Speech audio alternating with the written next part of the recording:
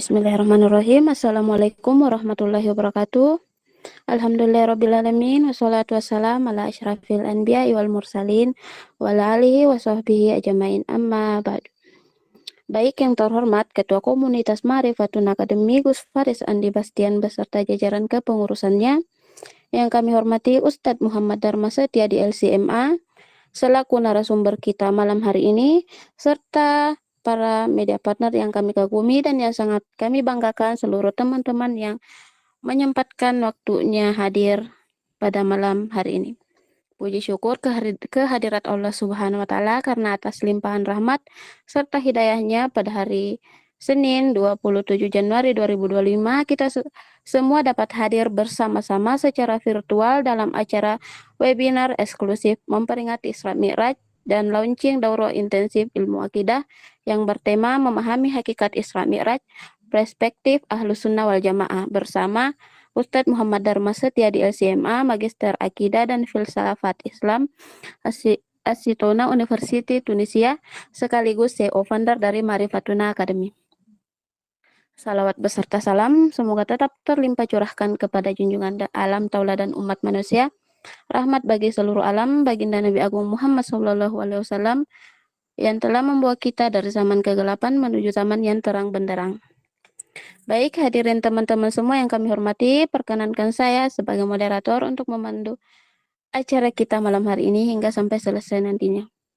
Dan perkenankan saya membacakan susunan acara pada malam hari ini. Acara yang pertama pembukaan, acara yang kedua merupakan acara inti yang akan disampaikan oleh narasumber kita. Kemudian acara yang selanjutnya adalah closing statement oleh pemateri kita. Acara selanjutnya adalah sesi diskusi dan tanya jawab. Kemudian dilanjut dengan closing statement yang akan disampaikan oleh pemateri kita, dan acara terakhir adalah doa. Dan adapun peraturan kajian kita malam hari ini adalah peraturan pertama, dilarang keluar masuk room di saat acara sedang berlangsung, kecuali darurat, dilarang on mic kecuali pada sesi tanya jawab, dan dipersilahkan oleh moderator. Dan dilarang on cam dengan tidak berpakaian rapi dan tidak menutup aurat dengan sempurna. Dan untuk teman-teman semua, kami berharap kita semua mengutamakan adab di atas ilmu, temannya adab dalam majelis ilmu. Dan kita semua berharap semoga acara pada malam hari ini diberikan kelancaran oleh Allah Subhanahu wa Ta'ala. Mari kita buka bersama-sama dengan membaca Al-Basmalah. Bismillahirrahmanirrahim. Dan beranjak ke acara yang kedua, yang merupakan acara inti, yaitu pemaparan materi. Dan pada sesi ini kita membagi ke dalam dua sesi. Sesi pertama pemaparan materi selama 45 menit, dan sesi kedua merupakan sesi diskusi, yakni tanya jawab selama 15 menit. Dan baik teman-teman, sudah hadir di hadapan kita semua narasumber kita yang sangat luar biasa.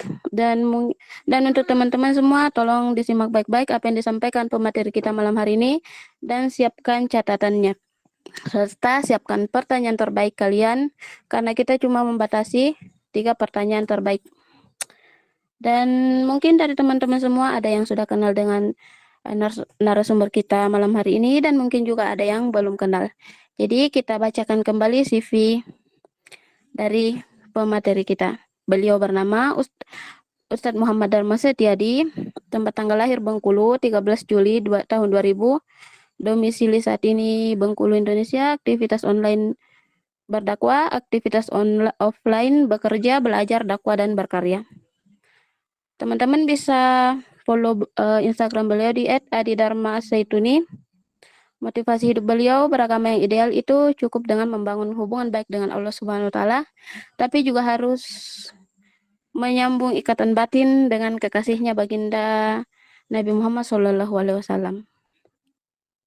Masya Allah, luar biasa sekali ya teman-teman. Baik, kalau gitu langsung saja kita persilahkan kepada Ustadz Muhammad Dharma Setia di LCMA dalam waktu 45 menit untuk menyampaikan materinya. Silahkan Ustadz.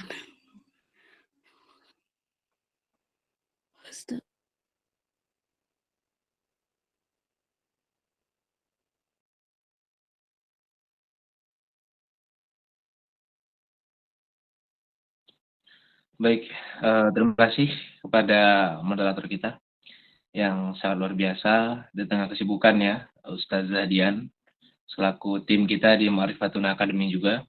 Ahlan wa sahlan, terima kasih. Ahlan wa sahlan li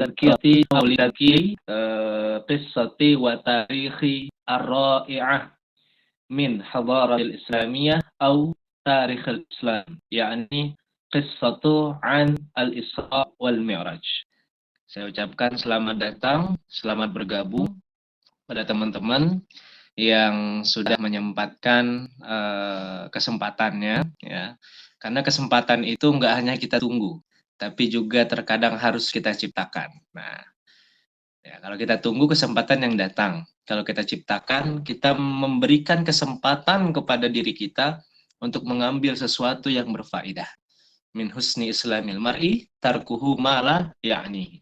Di antara salah satu yang seharusnya dilakukan, ya, sesuatu yang baik yang harus dilakukan oleh seorang muslim adalah meninggalkan sesuatu yang kurang bahkan tidak bermanfaat. Maka keutamaan hidup kita sebagai manusia adalah saat dimana kita mampu melakukan sesuatu yang bermanfaat. Insya Allah pada malam hari ini kita hadir bersama yang pada 1 jam ke depan kita bertafakur bersama, merenung bersama, menelaah kisah, ya, sejarah dan dalil-dalil pendukung keimanan kita tentang Isra Mi'raj. Assalamualaikum warahmatullahi wabarakatuh. Alhamdulillah, assalatu wassalamu ala rasulillah, Sayyidina Muhammad ibni Abdillah, wa ala alihi wa sahbihi wa man wala. Walhamdulillahilladzi hadana bi'abdihil mukhtari man da'ana ilaihi bil idni wa qad nadana labbaika ya man dallana wa hadana. Shalla alaikallahu bari'ukalladzi bika ya musyaffa'u khassana wa habana. Allahumma salli wa sallim wa barik ala Sayyidina Muhammad. Allahumma salli ala Sayyidina Muhammad. Al-Fatih lima ughliq wal khatim lima sabak. Nasiril haqqi bil haqq wal hadi ila siratikal mustaqim. Wa ala ali haqqa qadri wa miqdarihil azim. Amma ba'd. Sobat Ma'rifatuna, dimanapun kalian berada, maupun dari luar Ma'rifatun Academy, ya, kita open untuk semua kalangan, open untuk semua elemen masyarakat. Yang paling utama tentu ya untuk mengawali semuanya yaitu mari bersama kita sadari, mari bersama kita ungkapkan, dan mari bersama kita renungi, ya. Sudahkah pada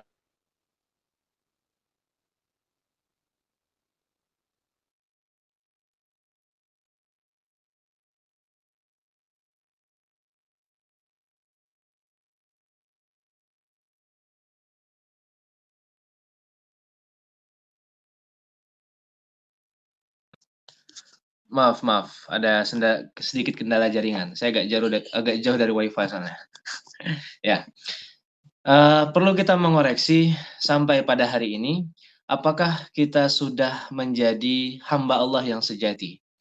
Di antara ciri khas, ya, atau tanda-tanda yang menunjukkan seorang hamba itu sejati di hadapan Allah, ya, yaitu apa? Dengan bersyukur.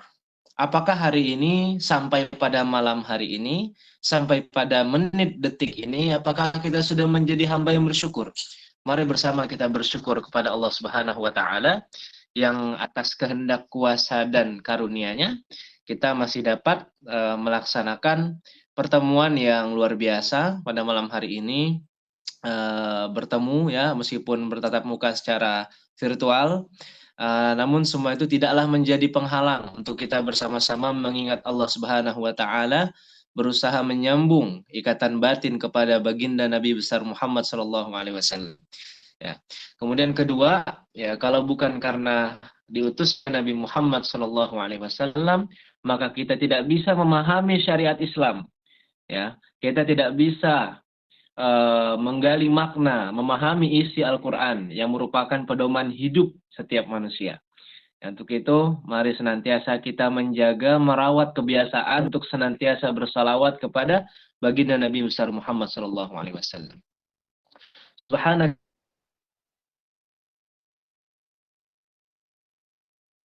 la ilma lana illa ma 'allamtana innaka antal alimul hakim.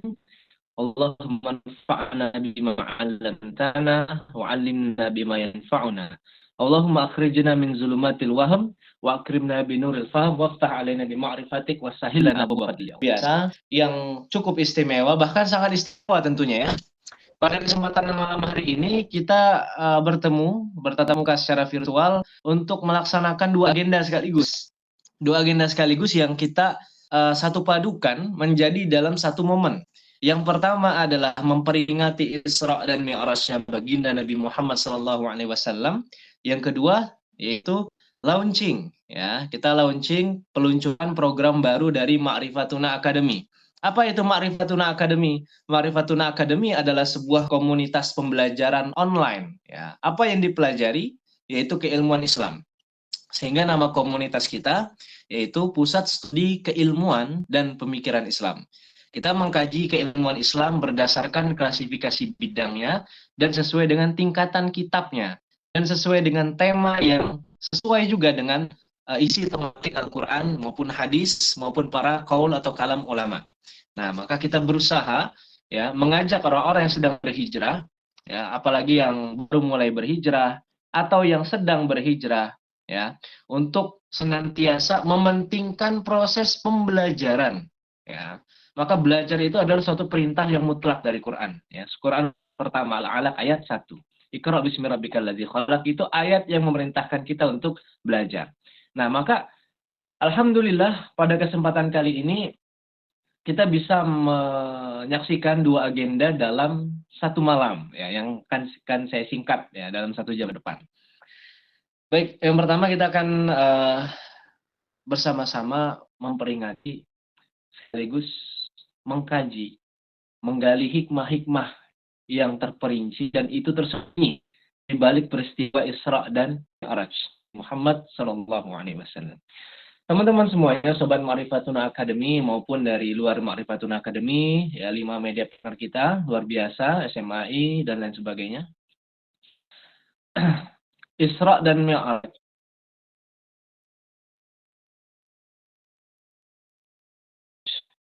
Ini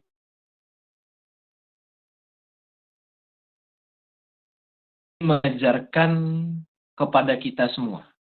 Jadi Isra dan Mi'raj itu bukan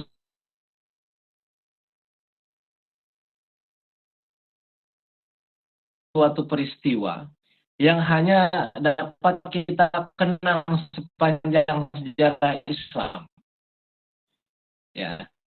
Oh, itu kisah masa lalu. Ya, nggak berlaku masa sekarang. Nah, justru Al-Quran itu mempunyai sebuah kaidah, teman-teman.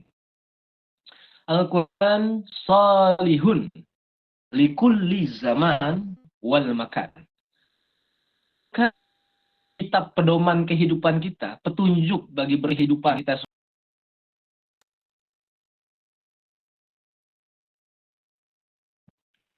Baik, kita lanjut ya. Di sini soalnya lagi sering hujan, jadi ini sinyal. Alasan. Cuman ya disampaikan. Ya, teman-teman. Jadi tadi saya ingin sampaikan, Al-Quran itu, ya kita harus memahami nih, kisah Isra Mi'raj itu disampaikan langsung di dalam salah satu surah dalam Al-Quran. Kita harus gali itu maknanya, kenapa disampaikan dalam Al-Quran. Jadi terkadang suatu peristiwa diangkat oleh seorang tokoh dan diceritakan kembali dengan bahasa kekinian, ya, pada suatu forum, misal forum majelis. Itu kadang hanya sebuah sejarah yang terdata dalam sebuah buku. Yang mana buku itu ditulis oleh orang yang unggul pada suatu masa. Sehingga ada sebuah kaidah mengatakan sejarah itu ditulis oleh orang yang menang dan bisa berkuasa atau punya kedudukan pada masa itu. Tapi di sini tidak. Ya. Kisah Isra dan Mi'raj bukan sekedar terdata sebagai data sejarah atau arsip sejarah dalam Islam. Tapi ini sudah terdata dalam Al-Quran. Ya, bukan Al-Quran yang kita maksud sekedar yang berupa huruf, tulisan, mushaf itu bukan. Tapi Quran yang berarti kalamullah. Karena Al-Quran punya dua makna. Yang pertama dia kalamullah, ya kan? Kalamullah yang tidak bersuara, yang tidak berhuruf, tidak bertulis. Yang kedua Al-Quran dalam bentuk mushaf yang kita baca sampai hari ini. Nah, maka yang dimaksud dengan penggalian makna di sini menunjukkan bahwa kisah Isra dan Mi'raj, ya, kisah Isra dan Mi'raj ini adalah kisah yang harus dan wajib kita yakini. Nah, perihal meyakini kisah Isra dan Mi'raj nanti akan kita bahas secara rinci. Nah, teman-teman semuanya, kalau kita melihat tema, nah teman-teman lihat tema tuh, lihat tema di flyer ya, di pamflet kajian itu. Memperingati Isra dan Mi'raj. Ya, sekarang kita kupas satu persatu kalimatnya. Apa yang dimaksud dengan memperingati? Oke. Apa yang dimaksud dengan memperingati? Apakah hanya sekedar bernostalgia ya, mengingat masa lalu?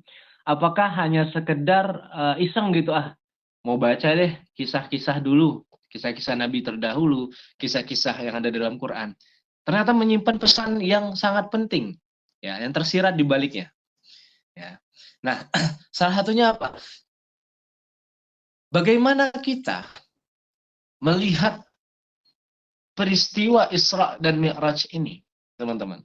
Itu dengan sebenar-benarnya melihat. Nah, bagaimana tuh sebenar-benarnya melihat? Ya. Sebenarnya melihat itu nggak cukup dengan mata kita membaca Al-Quran, tafsirannya nggak cukup. Tapi bagaimana kita memahaminya.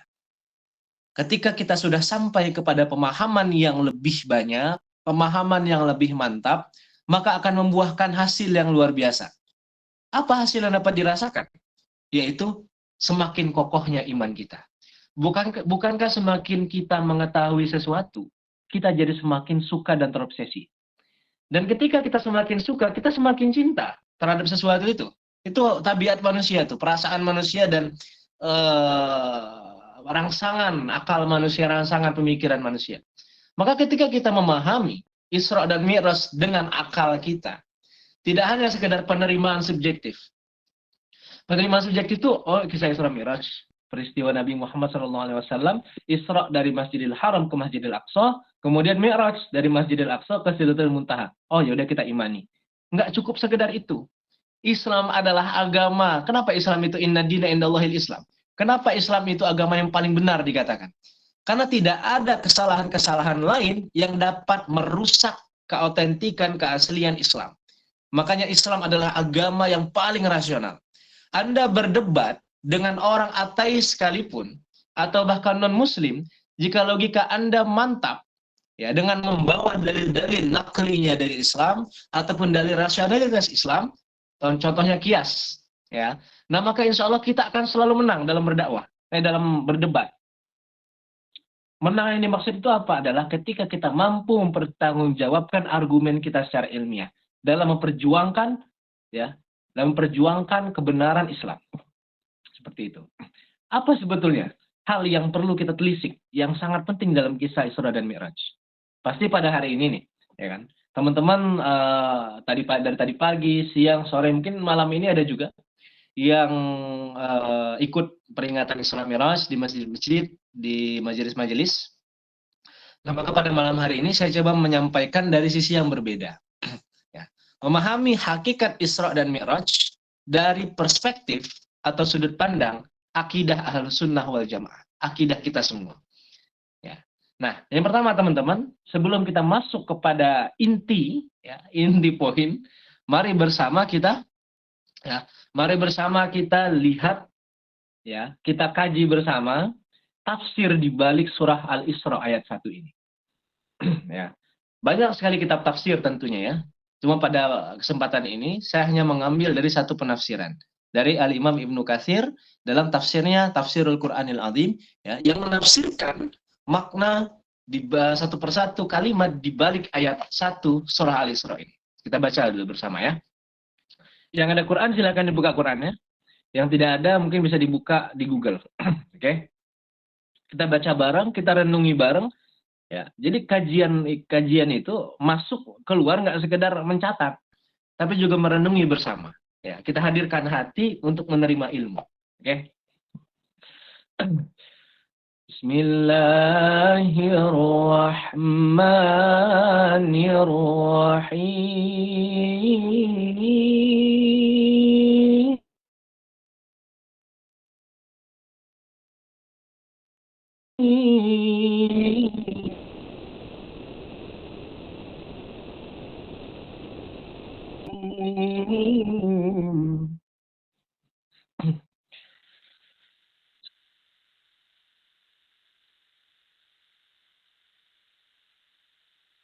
Subhanalladzi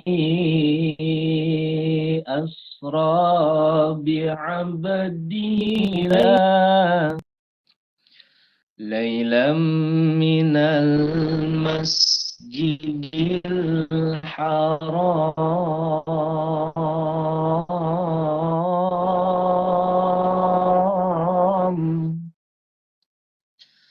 ليلا من المسجد الحرام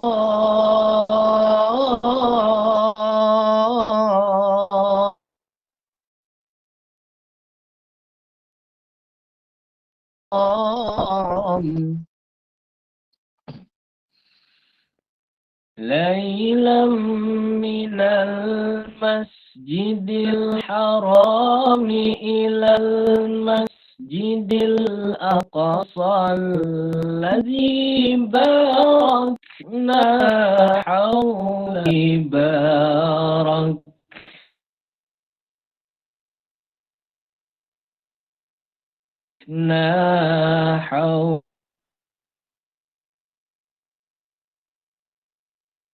حوله لنريه من آياتنا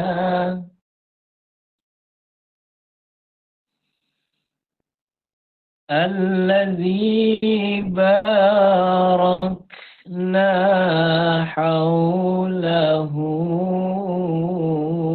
لنريه من آياتنا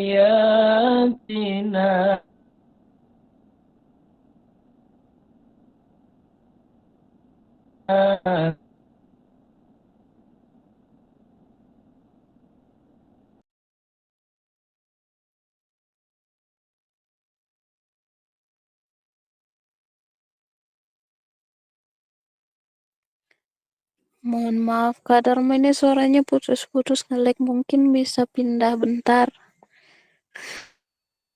Geser dikit.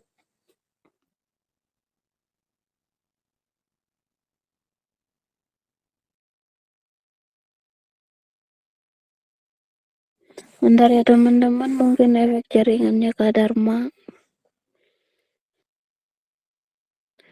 Bentar ya. Maklumlah hujan terus, jadi ya mungkin jaringannya juga bermasalah.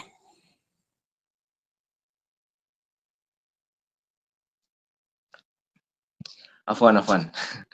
Ya, teman-teman, saya harap teman-teman fokus ya pada ayat ini, Al-Isra tadi, ayat 1. Kita baca bersama melalui tafsir. Ya, tafsir Ibnu Katsir dalam tafsir Al-Quranil Azim.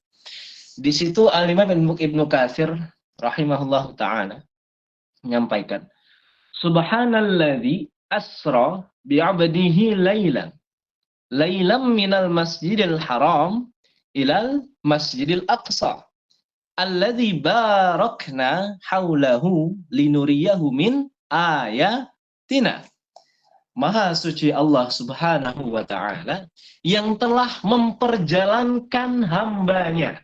Oke, yang telah memperjalankan hambanya.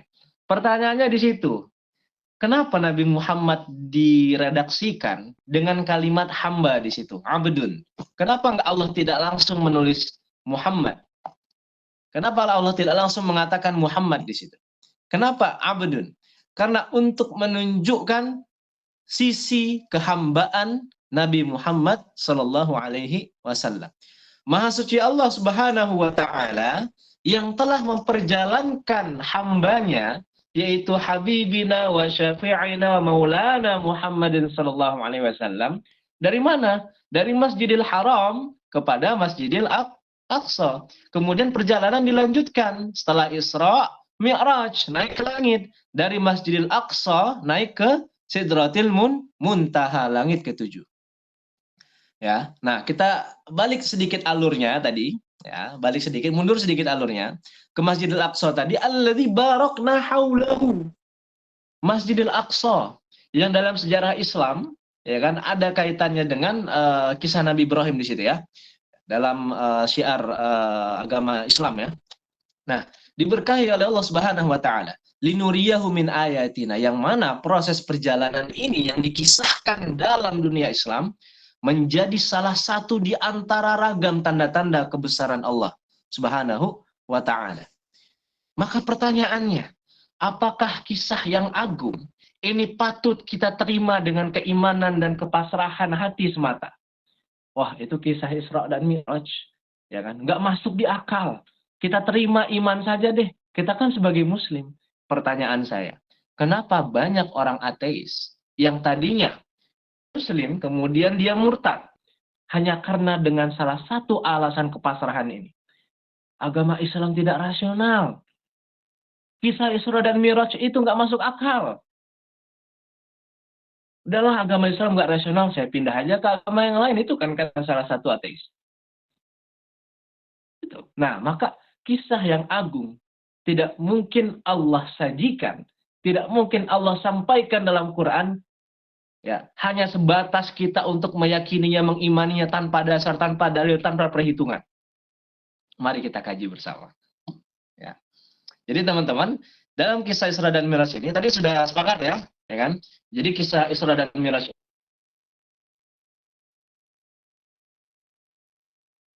ini gabungan dari dua. Isra-nya Nabi dari Masjidil Haram ke Masjidil Aqsa, Nah, maka ada dua poin yang akan kita sampaikan, yang akan saya sampaikan pada malam hari ini. Yang pertama dari sisi spiritual, ya. Yang pertama nih dari sisi spiritual, yang kedua dari sisi intelektual. Oke? Yang pertama dari sisi spiritual, yang kedua dari sisi intelektual. Ya. Dari sisi spiritual, ya kan, pada masa itu, ya kan, pasti sudah diceritakan tuh sama ustaz-ustaz yang ceramah pada hari ini tadi, peringatan Isra Mi'raj. Nabi ketika Isra dan Mi'raj itu kan berada pada masa-masa sedih, ya, amul huzn, yaitu tahun kesedihan. Ya, ketika Nabi berdakwah di Mekah kala itu, Sayyidah Khadijah radhiyallahu anha, ya, yang senantiasa mendampingi, ya kan, menemani dakwah Nabi Shallallahu Alaihi Wasallam, meninggal pada saat itu. Nah, kemudian yang kedua, pamannya Abu Thalib yang senantiasa menjadi tameng dakwahnya Nabi Shallallahu Alaihi Wasallam, yang senantiasa menjadi bodyguardnya Nabi saat Nabi ingin disakiti. Ya, Abu Thalib pasang badan, berada di garda terdepan, ya, meninggal juga. Maka tahun kesedihan inilah yang membuat Nabi galau segalau-galaunya. Pertanyaannya, Nabi juga bisa galau. Nabi juga punya sisi kemanusiaan, teman-teman. Nah, maka penting itu. Nanti di ilmu akidah kita akan mengkaji tentang sisi kenabian ya para nabi dan sisi kemanusiaan para nabi, ya kan, seperti itu.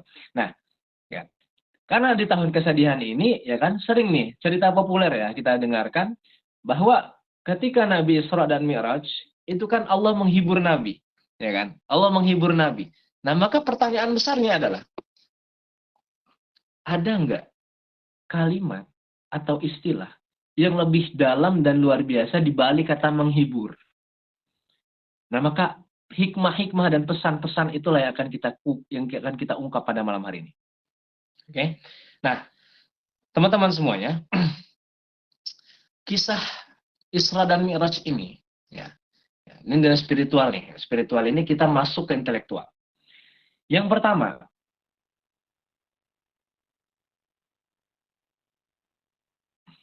kita akan mengkaji. Ini yang sering berselisih karena di masyarakat Nabi Shallallahu Alaihi Wasallam ketika Mi'raj itu kan ke Sidratil Muntaha, ya.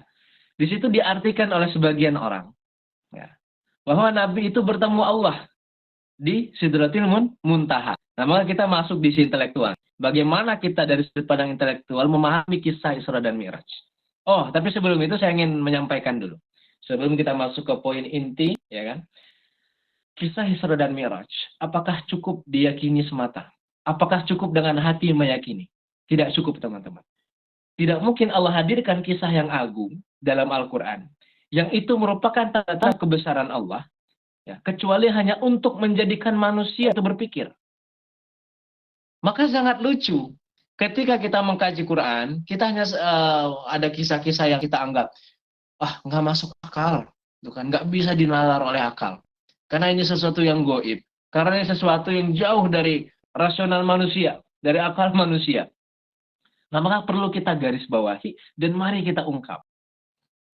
Ya. Ada yang mengatakan kisah Isra dan Mi'raj itu tidak masuk akal. Nah, ini masuk ke sisi akidah Ahlussunnah wal Jamaah nih. Ya, kan tema kita tuh kan memahami hakikat, ya, makna hakiki di balik Isra dan Mi'raj dalam perspektif atau sudut pandang akidah Ahlussunnah wal Jamaah. Oke? Nah, pertanyaannya, apakah kisah Isra dan Mi'raj itu masuk akal atau tidak? Ya, ataukah akal kita yang tidak sampai untuk memahaminya, itu kan? Maka banyak orang mengatakan, bahkan para orientalis, ya, peneliti di barat, ya, peneliti studi Islam, ya, mengatakan bahwa banyak sekali kisah dalam Al-Qur'an yang tidak masuk akal. Tidak masuk akal di akalmu, di hati kami insya Allah masuk. Itu kan. Nah, maka kita di sini harus kita bedakan. Ya, saya berbicara dengan referensi tentunya, tidak dengan sembarangan, tidak dengan mengarang. Al-Imam Syekh Ibrahim Al-Maridni, salah seorang ahli kalam atau ahli teologi atau ahli ilmu akidah di negara Tunisia, ya, yang sanad keilmuannya sampai kepada Mesir, sampai kepada baginda Nabi Muhammad SAW. Ya, melewat juga tuh ke Imam Al-Haramain atau Imam Al-Juwaini. Beliau mensyarah kitabnya Imam As-Sanusi, ya, yaitu Ummul Barohin. Beliau mensyarah kitab Ummul Barohin, akidahnya, kitab akidahnya milik Imam As-Sanusi, salah seorang ahli akidah, ya, yang terkemuka dari kalangan akidah Asy'ariyah, Ahlussunnah wal Jamaah. Beliau menulis sebuah kitab, ya, nama kitabnya Tali'ul Bushra 'alal Aqidah As-Sughra. Syarah shagirnya, syarah tingkat awalnya terhadap kitab Ummul Barohin. Jadi kitab Ummul Barohin Imam As-Sanusi, ya, itu kan rumit untuk dikaji. Maka dibuat kitab-kitab penjelas yang menjelaskan poin-poin yang sulit untuk dipahami. Ya, maka Syekh Ibrahim Al-Maridni membuat sebuah kitab tersebut. Dalam kitab itu disampaikan hukum mengkaji ilmu akidah bagi muslim yang berakal, ya. Hukum mengkaji ilmu akidah bagi muslim yang berakal. Kita semua di sini insya Allah berakal, ya. Insya Allah, ya. Nah, jika tidak berakal atau ragu kita sedang berakal, pastikan akal itu masih ada. Gitu, ya. Insya Allah kita semua berakal. Ya. Nah, Syekh Ibrahim Al-Maridni menyampaikan di situ. Yajibu ala kulli mukallafin. Wajib bagi setiap mukallaf untuk apa? Untuk an ya'rifa. Ya, untuk mengenal, memahami, mengetahui ilmu akidah. Karena salah satu pembahasan dalam ilmu akidah adalah soal hukum. Hukum apa? Nah, hukum terbagi menjadi 3. Ada hukum syar'i, ada hukum akli, ada hukum adi. Oke? 3, ya. Ada hukum syar'i, ada hukum akli, ada hukum adi. Oke? Apa itu hukum syar'i? Yaitu hukum syariat. Ya, ada wajib, ada sunnah, ada mubah, ada makruh, ada haram. Yang setiap definisi itu dijelaskan dalam satu keilmuan khusus, yaitu bidang ilmu usul fiqh. Ya, dasar-dasar, ya, kaidah-kaidahnya fikih. Fikih itu kan produk hukum. Ya, hukum ini hukum ini hukum ini wajib, hukum ini sunnah, itu kan produk hukum, hasil hukum. Bagaimana para ulama menggali setiap hukum itu dan mendefinisikan wajib itu apa, sunnah itu apa, maka ada dalam satu keilmuan khusus yang dinamakan usul fiqh. Itu ilmu syariat. Ya, itu hukum syariat. Nah, yang kedua ada hukum akli, hukum akal. Nah, hukum akal ini menjadi basis utama, pondasi utama seseorang dalam mengkaji ilmu akidah. Ya, maka pertanyaannya, apakah orang-orang yang menerjemahkan ayat-ayat yang mutasyabihat, ya, sehingga dapat menjisimkan, ya, menyamakan Allah dengan makhluk segala macam, Allah ada di arsy, Allah ada di ini, Allah bertempat, Allah ini, apakah mereka sudah memahami hukum akal ini? Nah, itu pertanyaannya. ya kan? Nah, maka hukum akal, singkat saja saya sampaikan, hukum akal disampaikan oleh Syekh Ibrahim Al-Maridni dalam kitab ini, Thari'ul Busyra 'ala al-Aqidati Sughra. Hukum akal itu adalah bagaimana akal kita menghukumi sesuatu. Bagaimana akal sebelum menghukumi sesuatu? Tentu harus ada masukan ke dalam akal, yaitu ilmu dan pengetahuan. Makanya ketika akal bekerja, berpikir, pasti ada sesuatu yang masuk. Entah itu suatu permasalahan, entah itu sesuatu yang rancu, entah itu sesuatu solusi. Nah, maka akal terangsang dan berpikir di situ. Nah, maka Islam itu rasional, teman-teman. Ya kan? Rasional dengan akalnya dan penerimaan subjektif keyakinan yang kokoh melalui hatinya. Itu Islam. Ya. Nah, lanjut. Hukum akal terbagi menjadi 3. Ya, nanti kita analisa nih kisah Isra Mi'raj ini. Ya, mustahil atau tidak? Mustahil menurut akal atau tidak? Ya kan? Nggak masuk akal. Ya, itu kita yakini saja. Kita kan sebagai Muslim. Kalau misal ada orang yang butuh dengan rasional yang kuat, dia bilang misal, buktikan ke saya bahwa Isra Mi'raj itu masuk akal. Kalau tidak masuk akal, saya ingin keluar dari Islam. Nah, kalau ada yang mengatakan seperti itu, seperti apa? Gimana tanggapan kita? Ya kan? Nah, sekarang gini. Hukum akal dalam akidah Ahlus Sunnah wal Jamaah ini dibagi menjadi 3. Yang pertama wajibul akli, yang kedua mustahilul akli, yang ketiga jaizul akli. Oke? Yang pertama wajibul akli, wajib menurut akal. Akal kita berpikir dan berpendapat bahwa itu wajib, sesuatu itu wajib.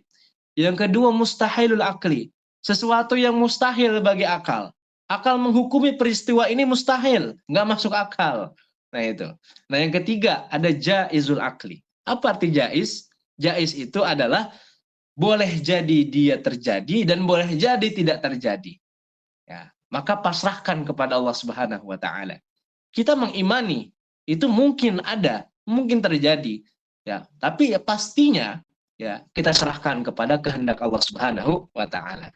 Nah, maka teman-teman, kalau kita mau mendalami hukum akal dalam akidah, ada kaitannya dengan ilmu mantik, pengantar ilmu logika dalam Islam.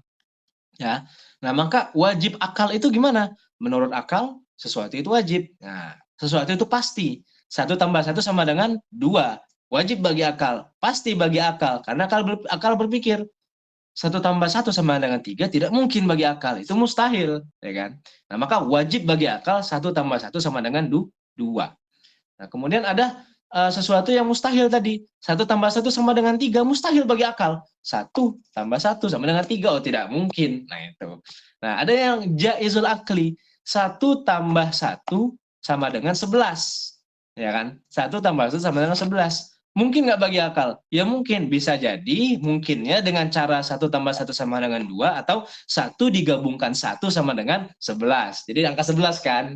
Itu untuk memahami simpelnya. Nah, bagaimana untuk memahami Isra dan Mi'raj? Apakah mustahil bagi akal?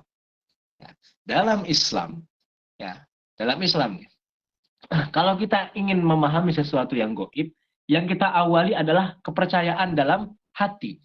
Itu kan iman. At-tasdiqu bil qalbi, ya, ma'rifatu bil qalbi atau at-tasdiqu bil qalbi. Ya.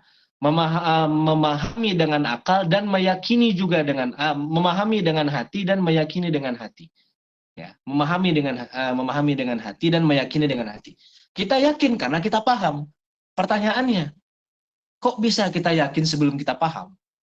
Itu kan. Kok bisa kita yakin sebelum kita paham? Saya mengatakan sekarang di sini. Saya bilang, misal Mas Indra atau Mbak Mega ya, dari SMA ini. Mas Indra atau Mbak Mega.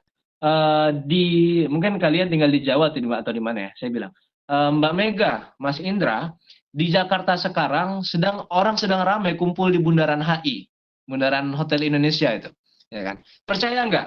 Ya, Mbak Mega sama Indra, kan? Kalau misalnya Mbak Mega dan Mas Indra percaya, ya kan? Atas dasar apa kalian percaya? Ya kan? Dipertanyakan tuh kan?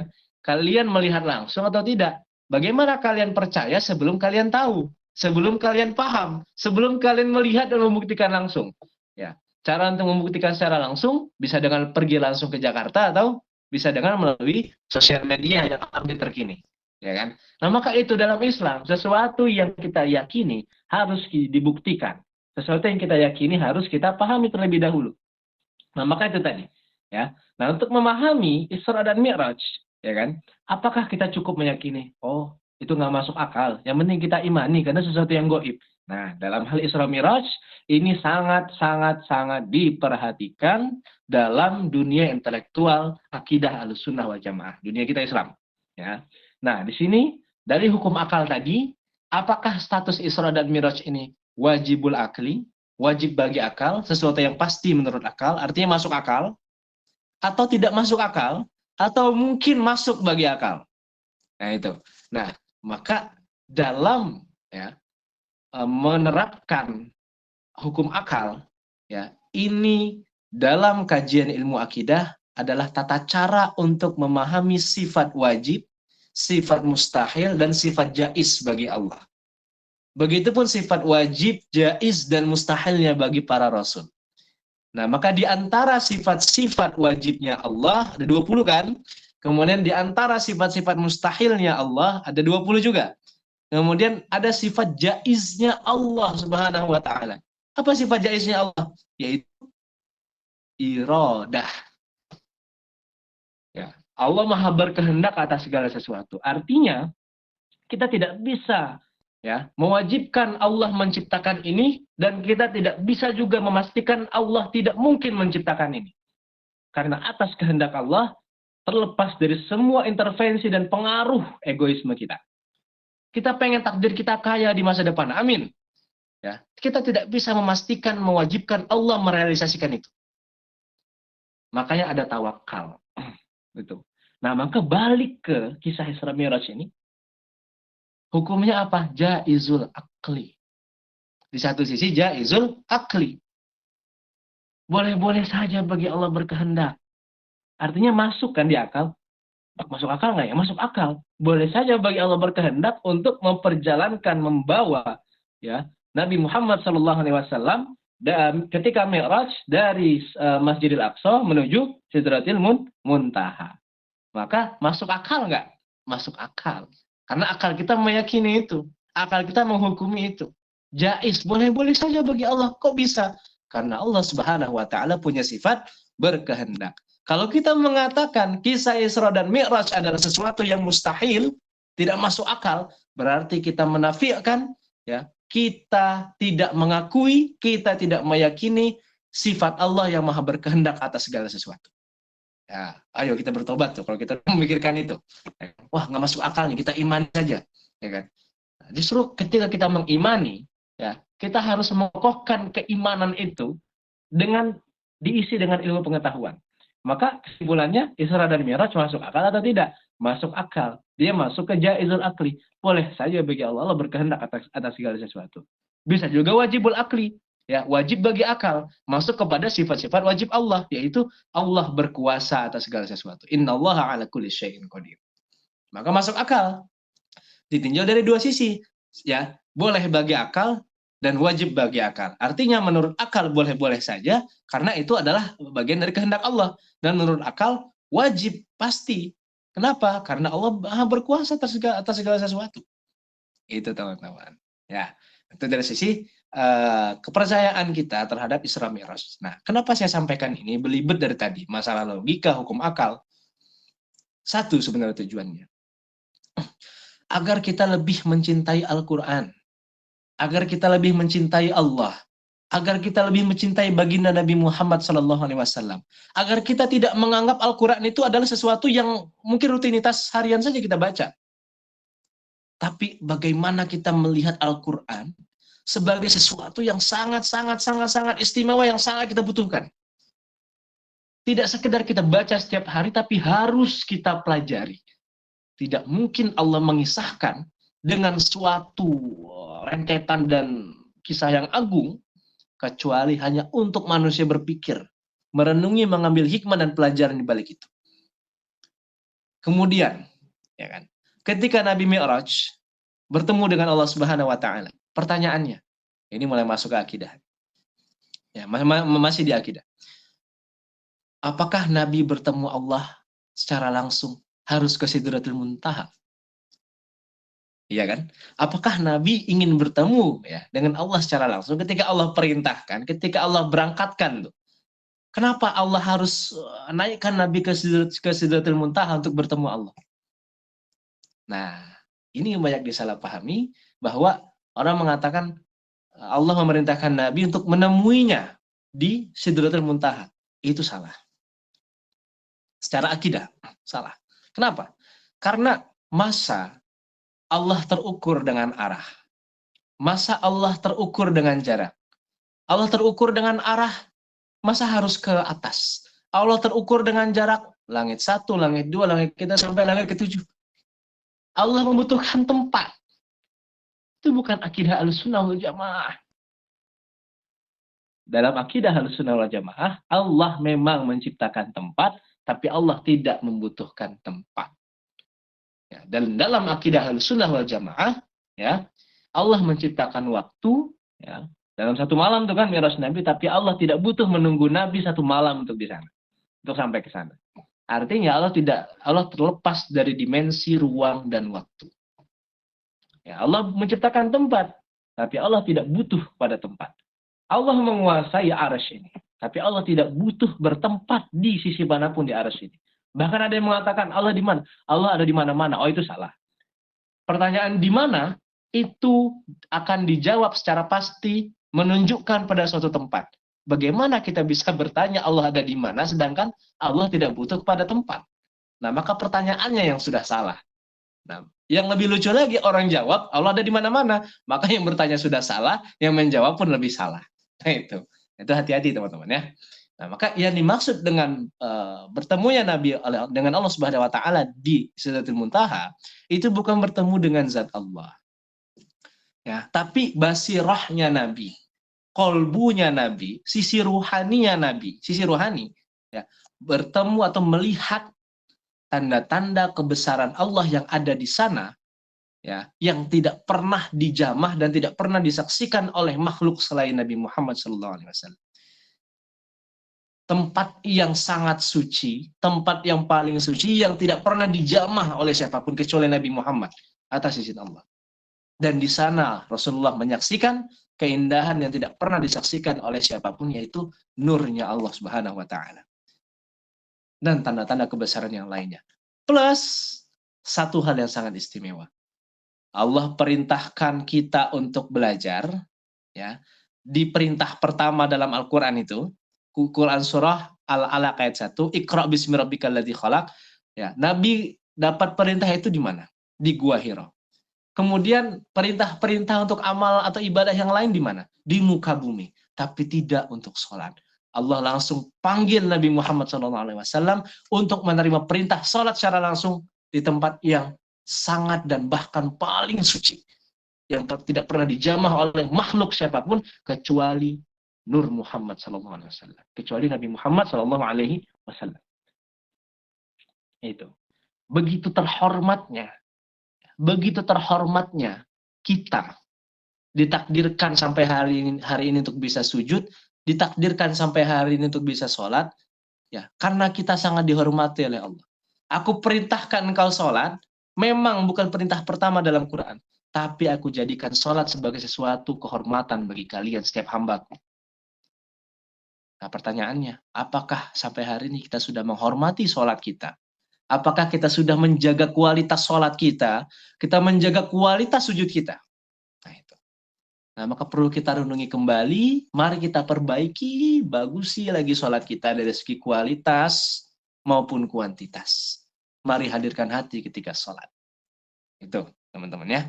Nah, kemudian teman-teman, hal selanjutnya yang ingin saya sampaikan pada peristiwa Isra dan Mi'raj ini, ya, mereka sudah tuh kita mengkaji Isra Mi'raj ini masuk akal atau tidak, ya kan? Kemudian bagaimana hakikatnya di sana, ya kan? Nah, Nabi tidak bertemu dengan zat Allah, tapi melihat tanda-tanda kebesaran Allah yang ada di sana. Ya. Nah, kemudian terakhir ingin saya sampaikan, sempat berseliweran di masyarakat, bahkan di daerah saya, beberapa oknum menyampaikan bahwa hukum memperingati Isra dan Mi'raj adalah sesuatu yang bid'ah. Teman-teman pernah dengar? Silakan, saya tunggu suaranya. Ada yang pernah dengar ini? Memperingati Isra dan Mi'raj hukumnya bid'ah. Karena Nabi tidak pernah memperingati. Itu alasannya. Ada yang pernah dengar? Terus terang saja. Ya. Masya Allah. Ada, Masya Allah. Qad hadarana syakhsun mumayyizun. Syekhuna Ilyas bin Mahmud. Masya Allah. Sahibi, sadiqi, wa akhi min Tunis. Wa profesor. Ilyas. Assalamualaikum Ilyas. Marhaban bikum. Saya sapa teman dari Tunis dulu teman-teman ya. Ada sahib mumayyiz min Tunis. Limadha Ilyas? A'taitani love faqat. Ada hope. Ilyas, kaifa haluk? Aina sautaka? Aina sautaka? Lo malu-malu dia. Malu-malu dia. Alhamdulillah Ilyas, ashkuru laka bi syukril jazil bi hudurika fi hadhil muhadarah li tadhkiri qissati al-a'zam min qisasi fi hadaratil islamiyah yakni al-Isra wal Mi'raj. Huna syarahtu lahum Ilyas fi hadhil qissah min janib al-aqdi aqidah al-sunnah wal jamaah. Lidzalika syarahtu lahum an ma'ani fi al-mi'raj, anil mi'raj. Kaifa taqabbala Nabi sallallahu alaihi wasallam al-amr lis-shalah. Wa kadzalika kaifa tawajjaha Nabi sallallahu alaihi wasallam ma'a nurillah wa kadzalika ma'a ayatillah fi sidratil muntaha. Nah, lidzalika ana sa'altu ilaihim min qabl. Hal Isra Mi'raj hada wajibul akli am mustahilul akli am jaizul akli, hakadha Ilyas. Lianna wajadtu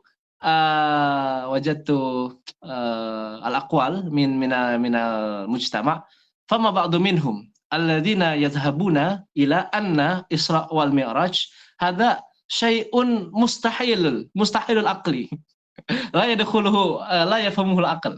Hakadha hadha syarahtu lahum. Wa hal arafta ana intolaktu hadha syarah min kitab al-Imam Syekh Ibrahim Al-Marighni Talil Busyra al-Aqidatis Sughra. Talil Busyra al-Imam Al-Marighni al-ulama min Tunis. Insyaallah. Syukran Ilyas li hudurikum. Baik, kita lanjut teman-teman ya. Oke. Ini perihal memperingati Isra dan Mi'raj. Bid'ah atau tidak? Nah, simpel saja, memperingati Isra dan Mi'raj adalah sesuatu yang bid'ah. Betul, bid'ah. Tapi bid'ah yang seperti apa? Gitu kan.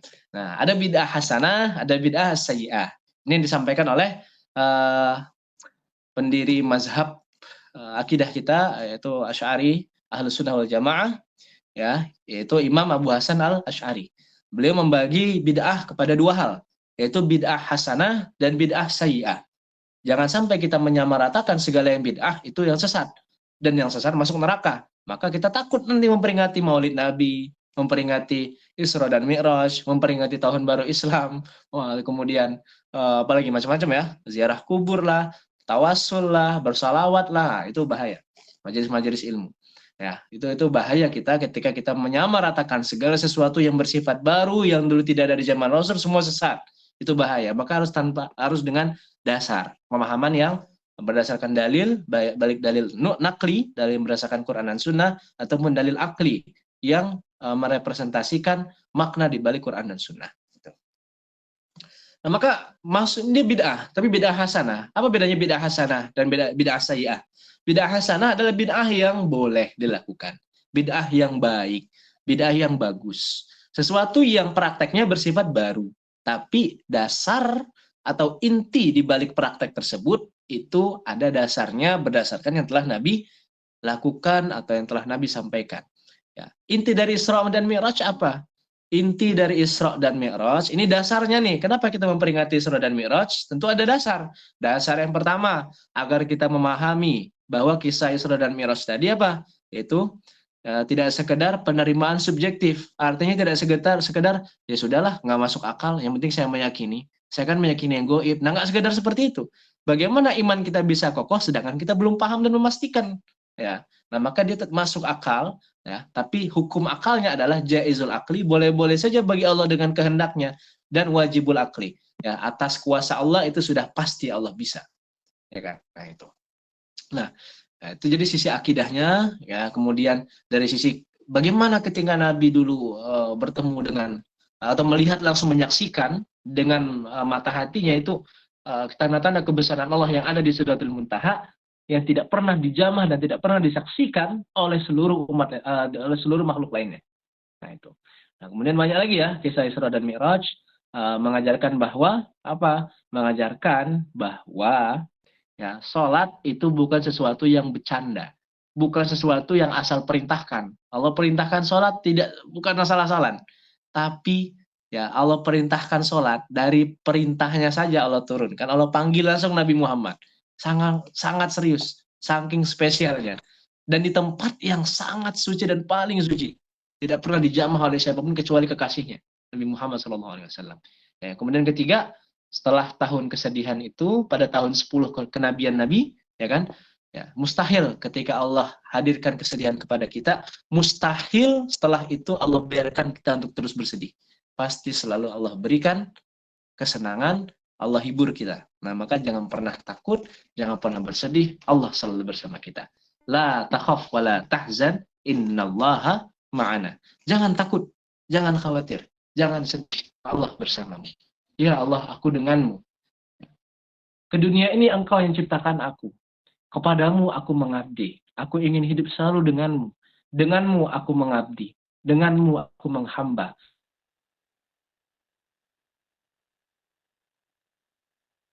Denganmu aku hidup, denganmu aku mati, dan kepadamu aku balik. Maka aku ingin hidup senantiasa bersama. Nah, inna salati wa nusuki wa mahyaya wa mamati lillahi rabbil alamin. Ya Allah, sesungguhnya salatku, ya, wa nusuki ibadahku, ya kan, wa mahyaya hidupku, ya, wa mamati dan matiku lillahi rabbil alamin.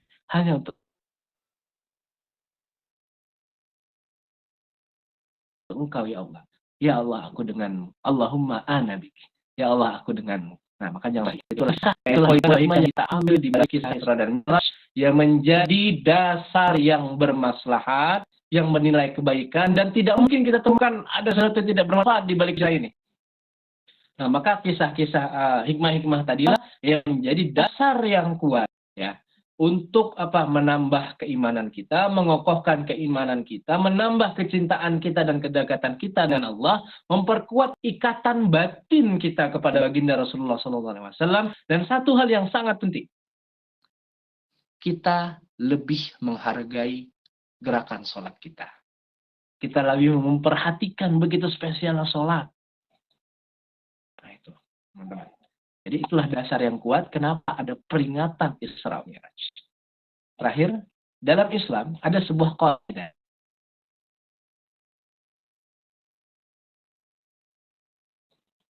Bahasa Indonesia seperti ini. Terkadang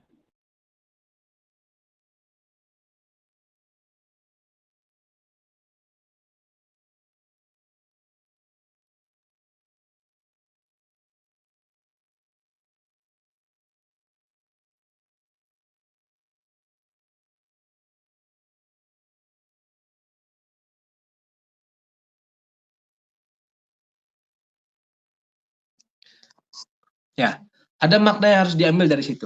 Ada suatu tempat yang dispesialkan dalam Quran, ada suatu waktu yang dispesialkan dalam Quran, ya. Suatu waktunya apa? Yaitu 27 Rajab ini, kisah Isra dan Mi'raj dispesialkan. Tapi apakah yang spesialnya hari ini dalam memperingati Mi'rajnya Nabi? Tidak harus. Ya. Memang hari ini dispesialkan dalam Al-Quran.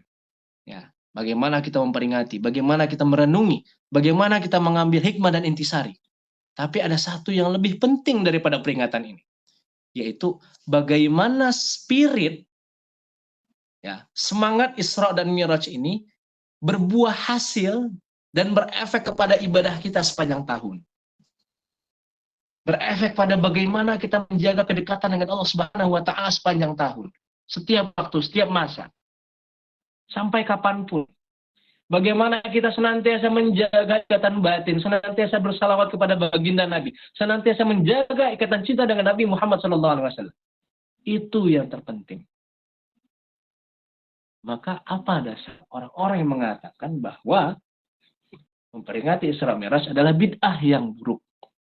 Nah, maka itulah pentingnya membaca dan belajar.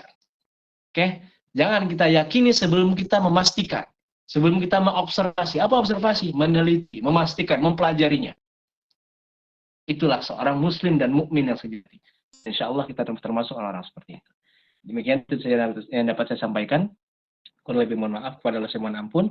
Jika ada yang salah, mohon dibenarkan.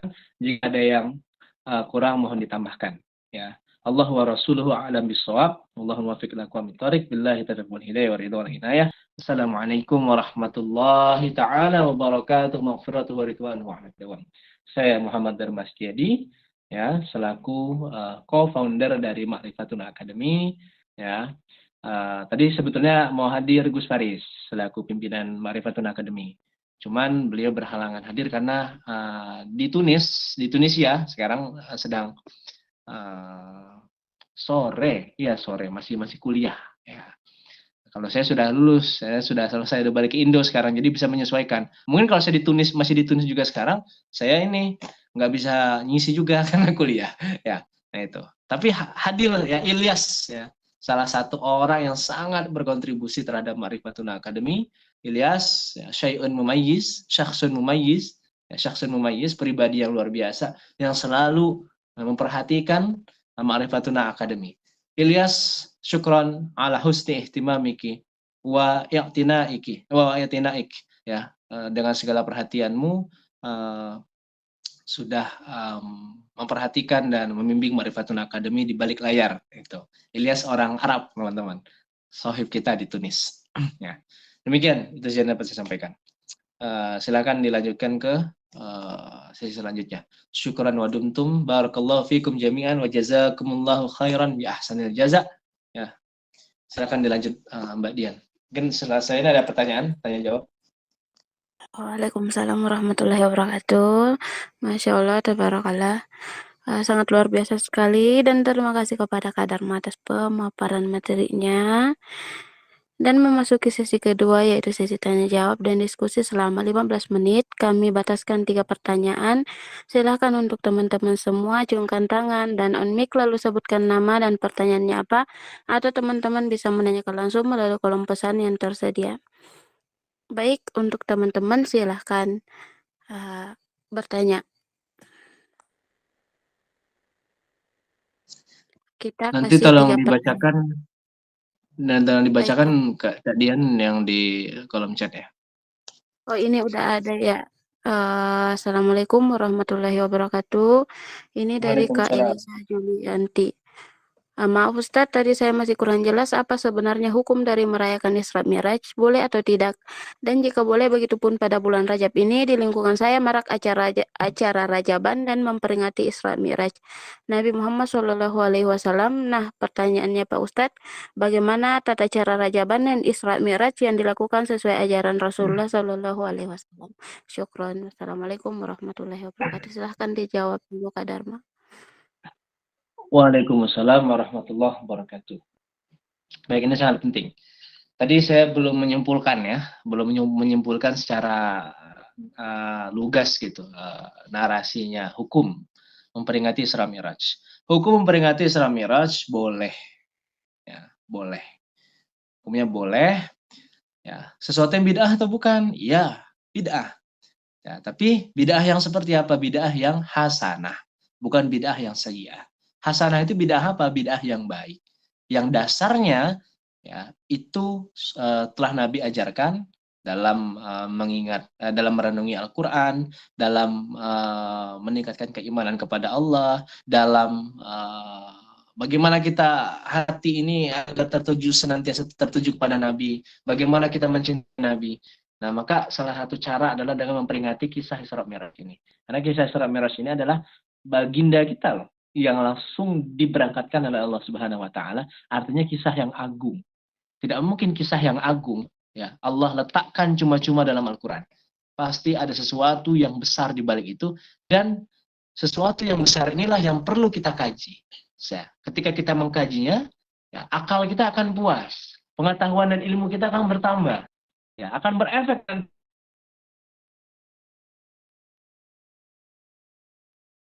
nanti kepada semakin kokohnya keimanan kita. Ya, bukankah mempelajari akidah kan bagian dari akidah? Mempelajari akidah hukumnya wajib bagi orang berakal. Pertanyaannya, kita berakal tidak berakal, ya kan? Nah, maka hukumnya wajib dalam mengkaji ilmu akidah. Dalam ilmu akidah banyak sekali hal-hal yang perlu kita pelajari, kisah-kisah segala macam. Salah satunya adalah kisah Isra dan Mi'raj.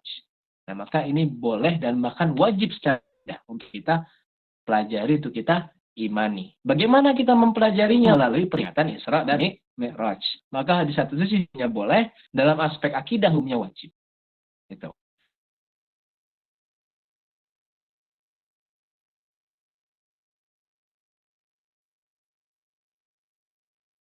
Akan sangat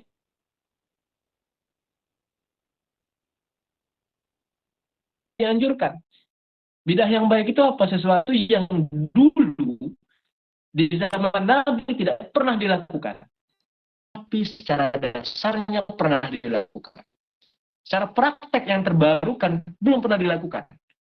Ya, tapi secara dasar Nabi sangat tegas memerintahkan, ya, untuk senantiasa menjaga keimanan kalian, meningkatkan yang membelah pada zaman Nabi, dan dasarnya pun melenceng dari akidah Ahlussunnah wal Jamaah atau akidah Islam. Nah, pertanyaannya, ini melenceng atau tidak? Tidak. Nah, dikuatkan lagi oleh salah satu kaidah dalam ilmu usul fikih, qawaid usuliyah, qawaid fikih, yaitu al-umuru bimaqasidiha. Ya, segala sesuatu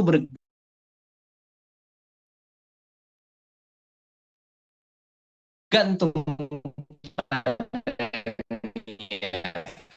Kalau kita niatkan peringatan Isra Mi'raj ini, ya, dalam rangka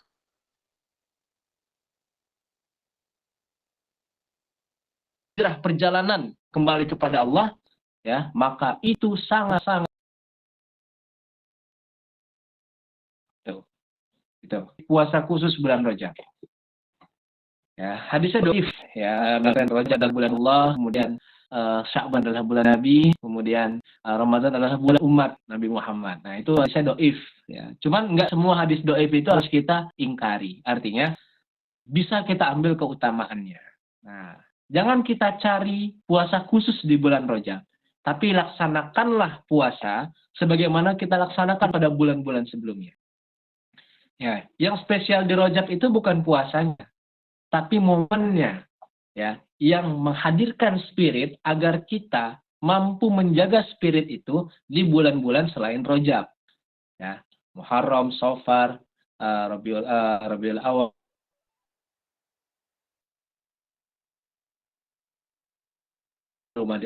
Rabiul Tsani, Jumadil Ula, Jumadil Tsani, Rajab, Sya'ban, Ramadan, Zulqa'dah, Zulhijjah. Bahkan dalam hadis itu disampaikan oleh Nabi Muhammad SAW. Dalam hadis diriwayatkan sama Nafi ibn Haris. Ya, dan Nafi ibn Haris, ya, saya cerita dikit ya.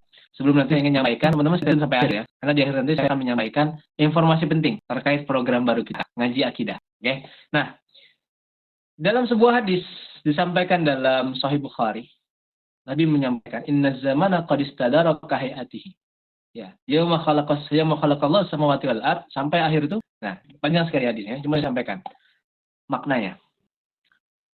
Ketika Allah Subhanahu wa taala, ya, ini bagaimana kita menempatkan amalan di bulan Rajab. Ya, ini jawabannya nih. Bagaimana kita menempatkan amalan di bulan Rajab? Apakah harus di Rajab ada puasa khusus? Ataukah di bulan Rajab ada tawasul khusus? Ataukah di bulan Rajab ada kajian khusus? Nah, itu pertanyaannya kan. Nah, sekarang kita pelajari dari hadis ini. Jadi dari hadis yang diriwayatkan oleh salah seorang sahabat yang terkemuka, Nafi bin Haris, ya. Nah, di situ kala itu, jadi gini teman-teman. Nah, dalam hadis itu ceritakan bahwa Nafi bin Haris itu orangnya persibuk. Kalau bahasa kita sekarang mah banyak urusan gitu. Sibuk, kerja, karir segala macam. Tatkala itu beliau datang kepada baginda Nabi Muhammad SAW dengan tertatih-tatih, capek gitu. Wahai Nabi, saya ini capek, ya kan? Setiap hari menjalani aktivitas gini-gini aja, cuman capek, cuma saya takut. Apakah semua aktivitas saya ini bernilai di sisi Allah? Apakah semua aktivitas saya dalam karir, saya dalam berkiprah kepada masyarakat, apakah semua itu benar ibadah atau belum? Nah, ketika itu Nabi menyampaikan, sungguh ketika Allah Subhanahu wa taala menciptakan langit dan bumi, bersamaan dengan itu juga Allah ciptakan apa? Yaitu jalan atau tata cara berkehidupan. Dan bersamaan dengan itu juga Allah ciptakan pengaturan waktu yang begitu teratur sehingga adanya yaitu inna fi khalaqis samawati wal ard wa ikhtilafil laili wan nahar. Itu kan dalam surah Al-Imran ayat 195. Sungguh ya kan, pada penciptaan langit dan bumi diciptakan juga bersamaan dengan itu apa? Waktu yang sangat teratur, pergantian siang dan malam yang tidak pernah teracak-acak. Sehari 24 jam, siang dan malam selalu teratur. Iya kan? Nah, maka pada penciptaan langit dan bumi, diciptakan juga peredaran waktu yang sangat teratur, dan diciptakan juga jalan berkehidupan. Nah, maka dalam hadis itu juga disampaikan kalimat selanjutnya apa? Ada 4 bulan dalam 1 tahun, di antara 12 bulan nih, ada 3 pembagian. 4 bulan, 4 bulan, 4 bulan. 12 bulan dalam setahun, dibagi menjadi 3 semester. 4 bulan, 4 bulan, 4 bulan. Di antara 3 semester itu, ada 1 semester yang sangat istimewa. Yaitu 4 bulan yang dikhususkan oleh Nabi SAW dan dimaknai sebagai bulan untuk evaluasi. Oke, bulan untuk evaluasi. Ya. Nah, bulan untuk evaluasi itu ya artinya apa? Segenap aktivitas yang telah kita lakukan setiap hari gitu, ya kan? Karir seperti itu, belajar juga seperti itu. Apakah kita sempat mengevaluasi diri? Apakah dengan keilmuan yang telah kita pelajari sampai pada hari ini, apakah sudah semakin mendekatkan kita dengan Allah? Apakah dengan karir kita, apakah sudah membantu agama Allah? Artinya mensyiarkan Islam, membantu orang-orang yang membutuhkan dengan uang yang kita punya, dengan rezeki yang kita punya. Maka 4 bulan yang dikhususkan ini, ya salah satunya adalah Rajab. Apa saja bulannya? Muharram, Zulqa'dah, Dzulhijjah, dan Rajab. Oke. Nah, maka spesialnya bulan Rajab, ini salah satu keutamaannya adalah dijadikan sebagai bulan untuk evaluasi diri. Ketika kita rentetkan ke bulan-bulan selanjutnya, setelah Rajab, ini kan Sya'ban. Setelah Sya'ban, Ramadan. Nah, pertanyaannya, kalau di Rajab kita tidak sempat untuk mengevaluasi diri, bagaimana kita untuk lebih mempersiapkan diri di bulan depan Sya'ban, apalagi selanjutnya sudah ketemu Ramadan. Masa iya kita ketemu tamu istimewa dalam keadaan tidak siap? Teman-teman mau hari raya pasti siap-siap rumah kan ya? Bahkan bukan 3 hari, seminggu sebelum hari raya, Idul Fitri, udah bersih-bersih rumah, udah beli apapun itu. Ini hamin 2 bulan atau hamin sebulan sebelum Ramadan harus dipersiapkan diri kita. Ya, maka ubah orientasi, ubah haluan mindset. Semua yang kita lakukan dalam hal kebaikan harus niatkan karena Allah. Semua pekerjaan kita, masa belajar kita, yang aktivitas kita, niatkan dan sertakan Allah. Sertakan nama Allah di situ. Jadi, lakukan sesuatu semua karena Allah. Itu yang dimaksud dengan spirit Rajab untuk evaluasi. Itu yang pertama. Ya. Kemudian yang selanjutnya, Syekh Abdul Qadir Al-Jailani dalam kitab Al-Ghunyah li Talabi Thariqil Haq Azza wa Jalla. Syekh Abdul Qadir Al-Jailani menyampaikan, Rajab terdiri dari 3 huruf. Ya. Rajab itu asal kata dari apa? Tarjib. Artinya yang mulia. Ya, sesuatu yang mulia. Maka bulan ini dimuliakan oleh Allah karena banyak sekali keutamaan. Bukan mencari amalan khususnya. Bukan mencari dalil apa amalan khususnya. Puasa ada puasa khusus nggak? Kita nggak harus puasa khusus di bulan Rajab. Ada amalan majelis, ngadain majelis ilmu khusus nggak memperingati Rajab? Silahkan. Tapi nggak ada dalil yang mengharuskan. Maka yang harus kita lakukan di bulan Rajab adalah maksimalkan ibadah yang senantiasa kita rutinitaskan. Yang biasa kita lakukan, ya maksimalkan di bulan Rajab. Puasa Senin Kamis, puasa Ayyamul Bid, sholat sunnah rawatib, sholat sunnah muakkadnya dilaksanakan, dibanyakin lagi tuh kualitasnya kuantitasnya. Ya. Maka Syekh Abdul Qadir Al-Jailani dalam kitab Al-Ghunyah li Thalabi Thariqil Haq tadi, beliau menyampaikan rojab itu terdiri dari 3 kata, ro, jim, ya, dan ba, ya kan. Itu. Ro itu artinya rahmat, rahmatullah, rahmat Allah, ya.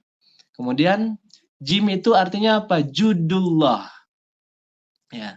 Judullah itu kedermawanan Allah, ya. Kemudian ada birru, kebaikan Allah. Artinya, bulan Rajab ini adalah bulan yang Allah muliakan karena Allah limpahkan ragam rahmatnya, karena Allah limpahkan ragam kedermawanannya dan kebaikannya yang tanpa henti, tanpa putus. Istilah kata dalam kitab Jala'ul Afham, Syarah Aqidatul Awam, makna dalam nazum Daimul Ihsannya Allah itu, ihsan yang Allah berikan kepada kita, kebaikan yang senantiasa Allah berikan kepada kita, itu tidak pernah terputus. Nah, itu salah satu keutamaan bulan Rajab adalah Allah memuliakan bulan ini dengan ragam keutamaannya. Keutamaannya apa saja? Salah satunya adalah yang tadi kita sampaikan ketika tausiah, yaitu kisah Isra dan Mi'raj. Dan pada bulan ini pula, ya, Sultan Salahuddin Al-Ayyubi ya berhasil menaklukkan apa? Menaklukkan Palestina. Tuh, pada masa itu, ya. Kemudian apa? Ada apa keutamaan di bulan Rajab lagi? Kenapa banyak keutamaan? Kan Allah muliakan bulan ini dengan keutamaan-keutamaan. Apa yang tidak kalah penting? Ibunda Aminah binti Wahab, ya. Kenal kan Ibunda Aminah? Ibunda Nabi, ya. Mulai mengandung di rahim ya, mulai mengandung janin Nabi Muhammad SAW itu di bulan Rajab. Lahirnya nanti di bulan Rabiul Awal tahun depan. Masya Allah, Masya Allah. Maka Rajab dengan segala keutamaannya telah Allah muliakan. Ya. Dan Allah menjanjikan siapapun yang meningkatkan aktivitas ibadah, tidak perlu amalan khusus yang ada bulan Rajab. Kita tidak puasa khusus, kita tidak ibadah khusus, tapi lakukanlah ibadah yang biasa kita lakukan sebelum-sebelumnya, maksimalkan di bulan Rajab, karena ini bulan dikhususkan untuk evaluasi. Jangan sampai bulan lalu lebih baik daripada bulan ini. Maka bulan ini harus lebih baik dari bulan lalu, bulan depan harus lebih baik daripada bulan ini, bahkan setiap hari kita terus meningkatkan kualitas kita sebagai hamba Allah. Itu yang dimaksud dengan spirit Rajab. Maka silakan melakukan amalan apapun selagi tidak bertentangan dengan syariat Islam, selagi tidak statusnya bid'ah munkaroh, bid'ah yang tercela, ya kan, bid'ah yang baik, boleh silakan. Ya, nah itu. Maka cari keutamaan-keutamaan, ya kan, tidak harus puasa khusus, tapi laksanakanlah puasa dengan sepenuh hati, dengan ikhlas. Di bulan yang Allah muliakan ini, dengan segenap keutamaannya.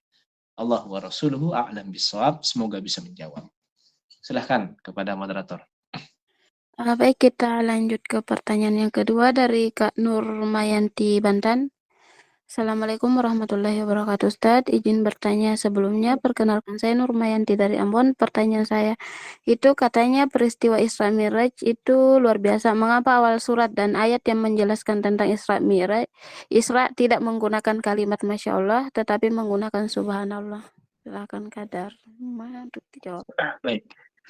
Kenapa pakai Masya Allah? Kenapa nggak pakai Masya Allah ya? Wa iyaki Elisa. Ya, kenapa nggak pakai Masya Allah? Kenapa Subhanallah? Nah, mungkin ini sempat seliweran di masyarakat ya, di kita ya. Bahwa katanya kalau Subhanallah itu ungkapan kita ketika melihat sesuatu yang, mohon maaf, mungkin musibah ataupun sesuatu yang tidak enak. Ya, kalau Masya Allah adalah ungkapan ketakjuban kita terhadap sesuatu atau tanda-tanda kebesaran Allah.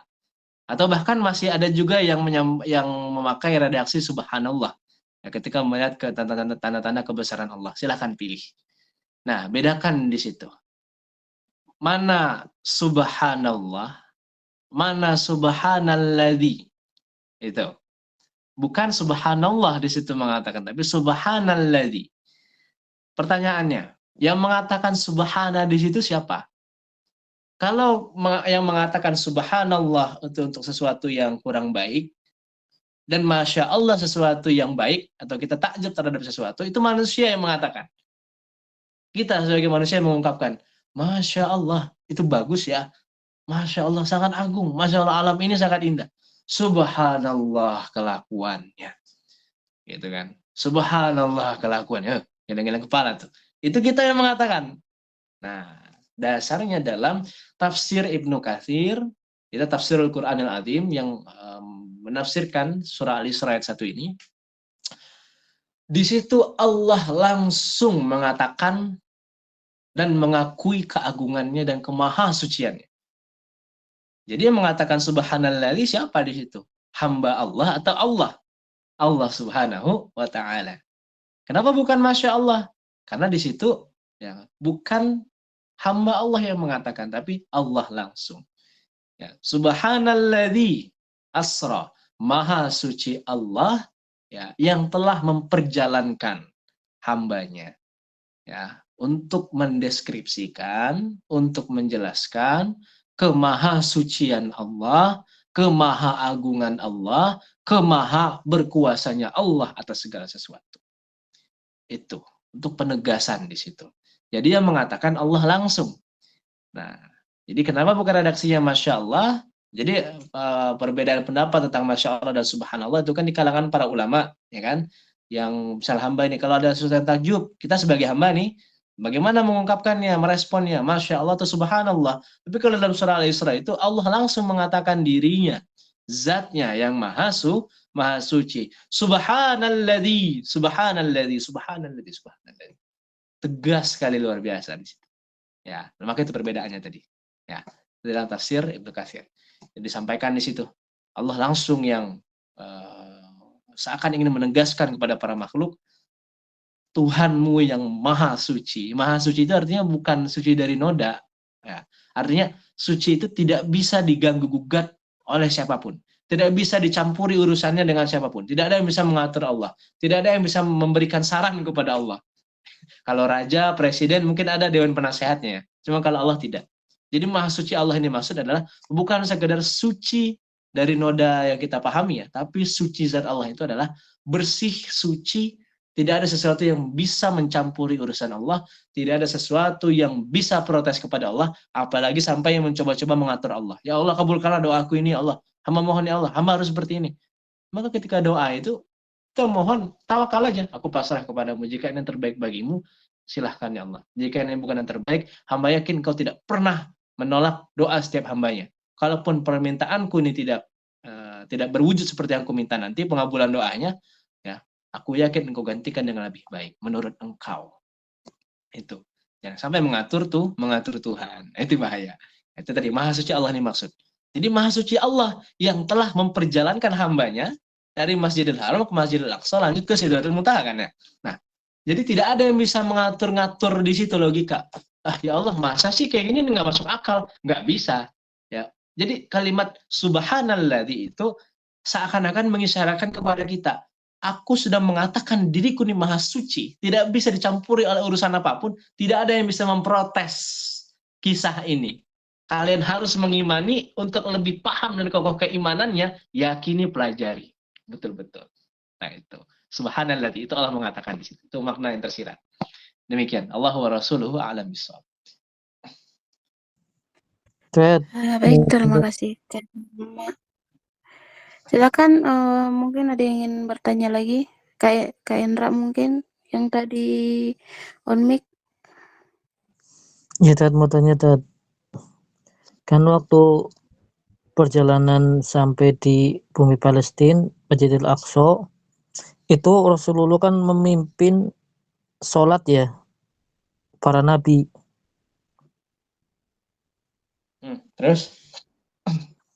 Nah, waktu perjalanan di langit pertama ketemu Nabi Adam, selanjutnya sampai gitu, berarti sempat sholat dulu itu Nabi Adam sama Musa dan Ibrahim seperti itu, Ted. Maaf, Ted. Ya, baik. Terima kasih, Mas Hendra. Sebelumnya, mungkin saya keterbatasan pengetahuan ya. Jadi, saya belum pernah mendengar atau belum pernah belajar melalui referensi kitab yang pernah saya kaji. Itu belum, saya mungkin lupa atau ini tidak ada redaksi yang mengatakan bahwa Nabi sholat dulu di Masjidil Aqsa. Nah itu, sedangkan kan ketika Nabi Mi'raj itu kan, Isra itu kan langkah pertama. Langkah keduanya kan Mi'raj, ya kan. Sedangkan pada pertama kali, ya kan, Nabi Mi'raj itu baru menerima perintah sholat, ya kan. Baru menerima perintah sholat, dan itu pun 50 rakaat perintah pertama, ya kan Mas Hendra ya. Nah, jadi kalau untuk Nabi sholat dulu ketika Isra, sholat dulu di Masjid Al-Aqsa, baru Mi'raj, itu saya tidak tahu, Allahu a'lam. Mungkin Mas Hendra tahu referensinya, ya kan.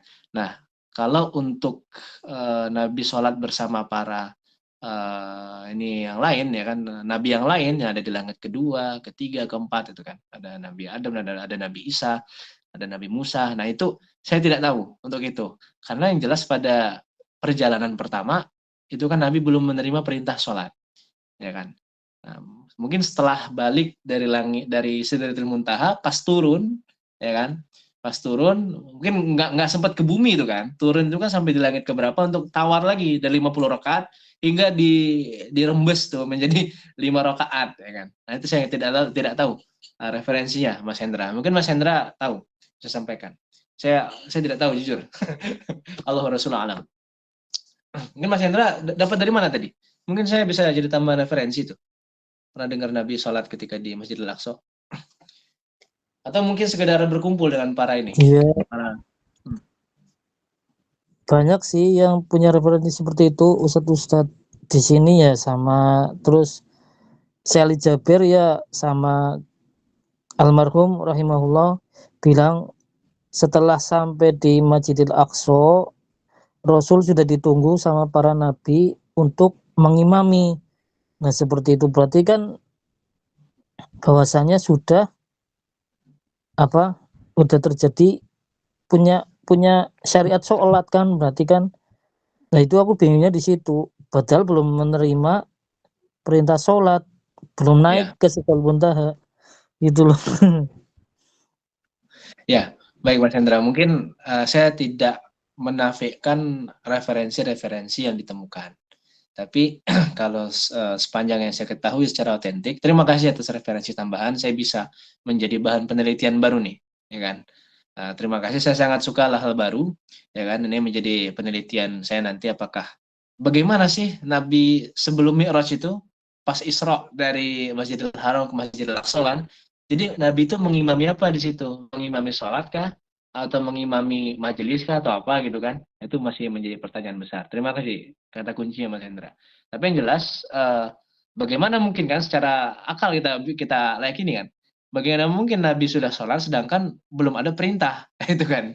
Nah, sedangkan sholat itu, dan bagaimana tata cara Nabi sholat itu ketika Nabi sudah kembali ke Mekah dan Madinah, ya kan, dan mengajarkan tata cara sholat yang terbitlah itu, selalu kamar itu menyusul itu. Sholatlah kalian sebagaimana kalian melihat aku sholat. Itu Mas Hendra. Tapi nggak apa-apa. Mohon maaf ya, saya belum bisa menjawab karena saya belum tahu. Ya. Nah, tapi nanti saya coba cari tahu. Terima kasih buat kata kuncinya. Ya kan? Ini menarik ini untuk dikaji. Jazakumullah khair, Mas Hendra. Oh ya teman-teman, mungkin ada pertanyaan lagi. Kalau ada dari Kak Dian. Masih ada satu pertanyaan terakhir, Kak. Oke, Izin sebelum saya bacakan. jawab ya. Tunggu, kita launching sedikit ya. Sekilas saja. Jadi teman-teman, ada permintaan beberapa peserta Marifatun Academy, tim ya, dan anggota, kita adakan kajian akidah. Ya, kita akan mengadakan kajian akidah intensif disertai dengan kegiatan diskusi interaktif. Nah, jadi mulai awal Februari, setiap hari Senin malam Selasa, insya Allah kita akan mulai aktif ya, daurah atau bimbel ilmu akidah tanpa dipungut biaya sepeser pun. Kita akan mengkaji kitab dasar ya akidah Ahlussunnah wal Jamaah dari mazhab Imam Abu Hasan al-Asy'ari, itu mazhab Asy'ari, akidah Asy'ariyah. Yaitu kitab Jala'ul Afham, syarah terhadap Aqidatul Awam. Kita akan kaji satu persatu. Insya Allah nanti akan saya sertakan juga referensi lain seperti Jawharatul Tauhid berikut dengan syarah-syarahnya, kemudian akidah Imam Sanusi Ummul Barohin beserta dengan syarah-syarahnya. Itu. Nanti jika ada yang mau bergabung atau mengajak yang lainnya, mau bawa kitab juga untuk diskusikan di forum, karena nanti ada sesi penyampaian materi dan sesi diskusi. Nah, maka saya harap kita nanti bisa diskusi, bukan hanya saya menyampaikan, mengajar kalian, enggak. Saya harap bisa ada tanya jawab dan diskusi. Ya, itu. Bahkan kayak tadi nih, ada Mas Hendra kan menambahkan sesuatu. Ini kan bersifat penambahan. Artinya kan bisa menjadi bahan diskusi selanjutnya ketika saya observasi lebih lanjut. Nah, ini sangat menarik. Ya. Akan kita daurah intensif, bimbel intensif ilmu akidah berikut dengan diskusi interaktif. Ya. Karena sangat penting pada masa sekarang banyak kita itu sibuk mengkaji fikih ibadah, ya, lupa fikih muamalahnya dan bahkan lupa dimensi akidahnya. Banyak kita yang sudah mengkaji Allah di mana, tapi dengan pertanyaan tadi ya, tapi syahadatnya aja belum paham, ya. La ilaha illallah Muhammad Rasulullahnya saja belum paham secara terperinci. Nah, itu penting akidah, ya. Salah dikit hati kita mengimani sesuatu di antara 6 rukun iman itu bisa fatal, teman-teman. Nah, maka kita harus kaji bersama. Bagaimana kita sholat itu dengan penuh keimanan. Ya, jadi bukan sholat sekedar kewajiban, tinggal rutinitas sehari-hari aja. Tapi bagaimana kita menjaga kualitas sholat kita dengan senantiasa berusaha untuk khusyuk melalui cara menghadirkan hati dan jiwa ketika sholat. Nah, maka perlu kita pahami siapa yang kita sembah. Jangan sampai kita menyembah zat yang kita tidak kenal, yang kita tidak ada rasa rindu kepadanya, yang kita tidak ada rasa cinta kepadanya. Cara untuk menimbulkan cinta kepadanya, cara untuk menimbulkan rindu untuk agar sholat kita itu lebih kita menghayatinya, ya, kita harus cinta. Sebelum kita cinta, kita harus suka. Sebelum suka harus apa? Kenali dulu sosok tersebut, kenali dulu zat tersebut yang kita sembah. Jangan sampai sholat kita selama ini, ya, hati kita, pikiran kita, ya, berpikir kemana-mana. Mata saja yang ke ujung sejadah tuh, ya kan? Nah, maka bagaimana kita nanti mengerahkan akal, hati, jiwa, ruh kita betul-betul ketika sholat itu kita betul-betul pikiran kita hanya Allah Subhanahu wa Ta'ala. Maka ilmu akidah adalah dasarnya. Mari kita belajar bersama. Nantikan info selanjutnya, ya, mulai di awal Februari. Demikian launching kita. Silakan Kak Dian. Baik, ini pertanyaan terakhir ya. Izin mewakili pertanyaan dari salah satu yang ikut kajian juga. Assalamualaikum warahmatullahi wabarakatuh. Ustadz, izin bertanya, saya Nirmala dari Ambon. Saya ingin bertanya apa yang menjadi makna dari perjalanan Nabi Muhammad SAW ke langit. Terima kasih. Silahkan dijawab, Kak. Baik, terima kasih. Waalaikumsalam warahmatullahi wabarakatuh. Tadi sudah saya sampaikan sebetulnya yang menjadi makna, ya kan? Cuman mungkin belum lugas, belum lugas dan tegas. Jadi yang menjadi makna perjalanan Nabi itu Mi'raj ke Sidratul Muntaha adalah, pertanyaannya gini, saya tanya balik ya. Menarik ini. Kenapa hanya Nabi Muhammad yang diizinkan, ya, yang diizinkan ke Sidratul Muntaha? Kenapa nggak Nabi lain? Kenapa nggak makhluk lain? Jawabannya bukan karena ingin bertemu Allah di sana, tapi ada tanda-tanda kebesaran Allah yang tidak pernah ada di tempat manapun kecuali di Sidratul Muntaha. Makanya hanya Nabi Muhammad yang dispesialkan dan diizinkan untuk ke sana. Memang menghibur Nabi, ya, ada aspek menghibur Nabi ada di situ karena Nabi sedih kala itu, ya kan? Karena kisah tadi itu kan. Nah, kemudian kedua itu tadi saking seriusnya perintah untuk sholat itu, ya, di Sidratul Muntaha. Jadi menerima perintah sholat bukan di gua Hira, menerima perintah sholat itu langsung ke tempat yang paling suci, Sidratul Muntaha, yang hanya Nabi Muhammad yang bisa ke sana. Ya, yang hanya Nabi Muhammad yang bisa ke sana. Nah, intinya apa? Betapa Allah Subhanahu wa Ta'ala memuliakan baginda Nabi Muhammad Sallallahu Alaihi Wasallam. Pertanyaannya, Allah saja mengagungkan Nabi, dan Allah Subhanahu wa Ta'ala dalam surah Ali Imran ayat ke-31 tegas disampaikan. Bismillahirrahmanirrahim. Kul in kuntum tuhibbunallaha fattabi'uni yuhibbukumullah. Ayat ini menerangkan, teman-teman. Jadi enak nggak sih kalau kita mencintai seseorang tapi nggak dicintai balik? Sakit kan ya? Atau mungkin kita mencintai orang, atau orang mencintai kita, tapi kita tidak mencintai balik, sakit kan? Nah, kenapa kita tidak bertanya apa syaratnya di situ? Memang cinta tanpa syarat, tapi ada syarat-syarat tertentu yang mungkin bisa menjadi usaha kita agar membuat orang lain mencintai kita. Itu. Nah, ini urusan makhluk dengan makhluk kita kan, apalagi dengan Allah. Nah, maka ada syarat yang tersimpan di situ. Syarat agar Allah mencintai kita, ya, syarat utamanya apa? Yaitu qul in kuntum tuhibbunallah. Allah mengatakan nih kepada Nabi Muhammad, wahai Muhammad, ya, sampaikanlah kepada umatmu, ya, pesan ini. Ya, ketika Nabi Muhammad dapat perintah dari Allah, Nabi sampaikan kepada umatnya. Apa coba pesannya? Wahai umatku, kata Allah nih, ya, dalam surah Ali Imran ayat 31, kalau kalian mencintai Allah, syaratnya yang utama satu, fattabi'uni. Ikutilah aku. Bukan mengikuti secara kita di belakang Nabi jalan gitu, bukan.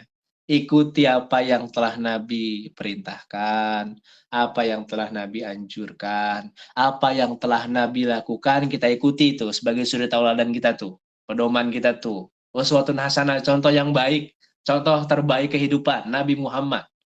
Tuh.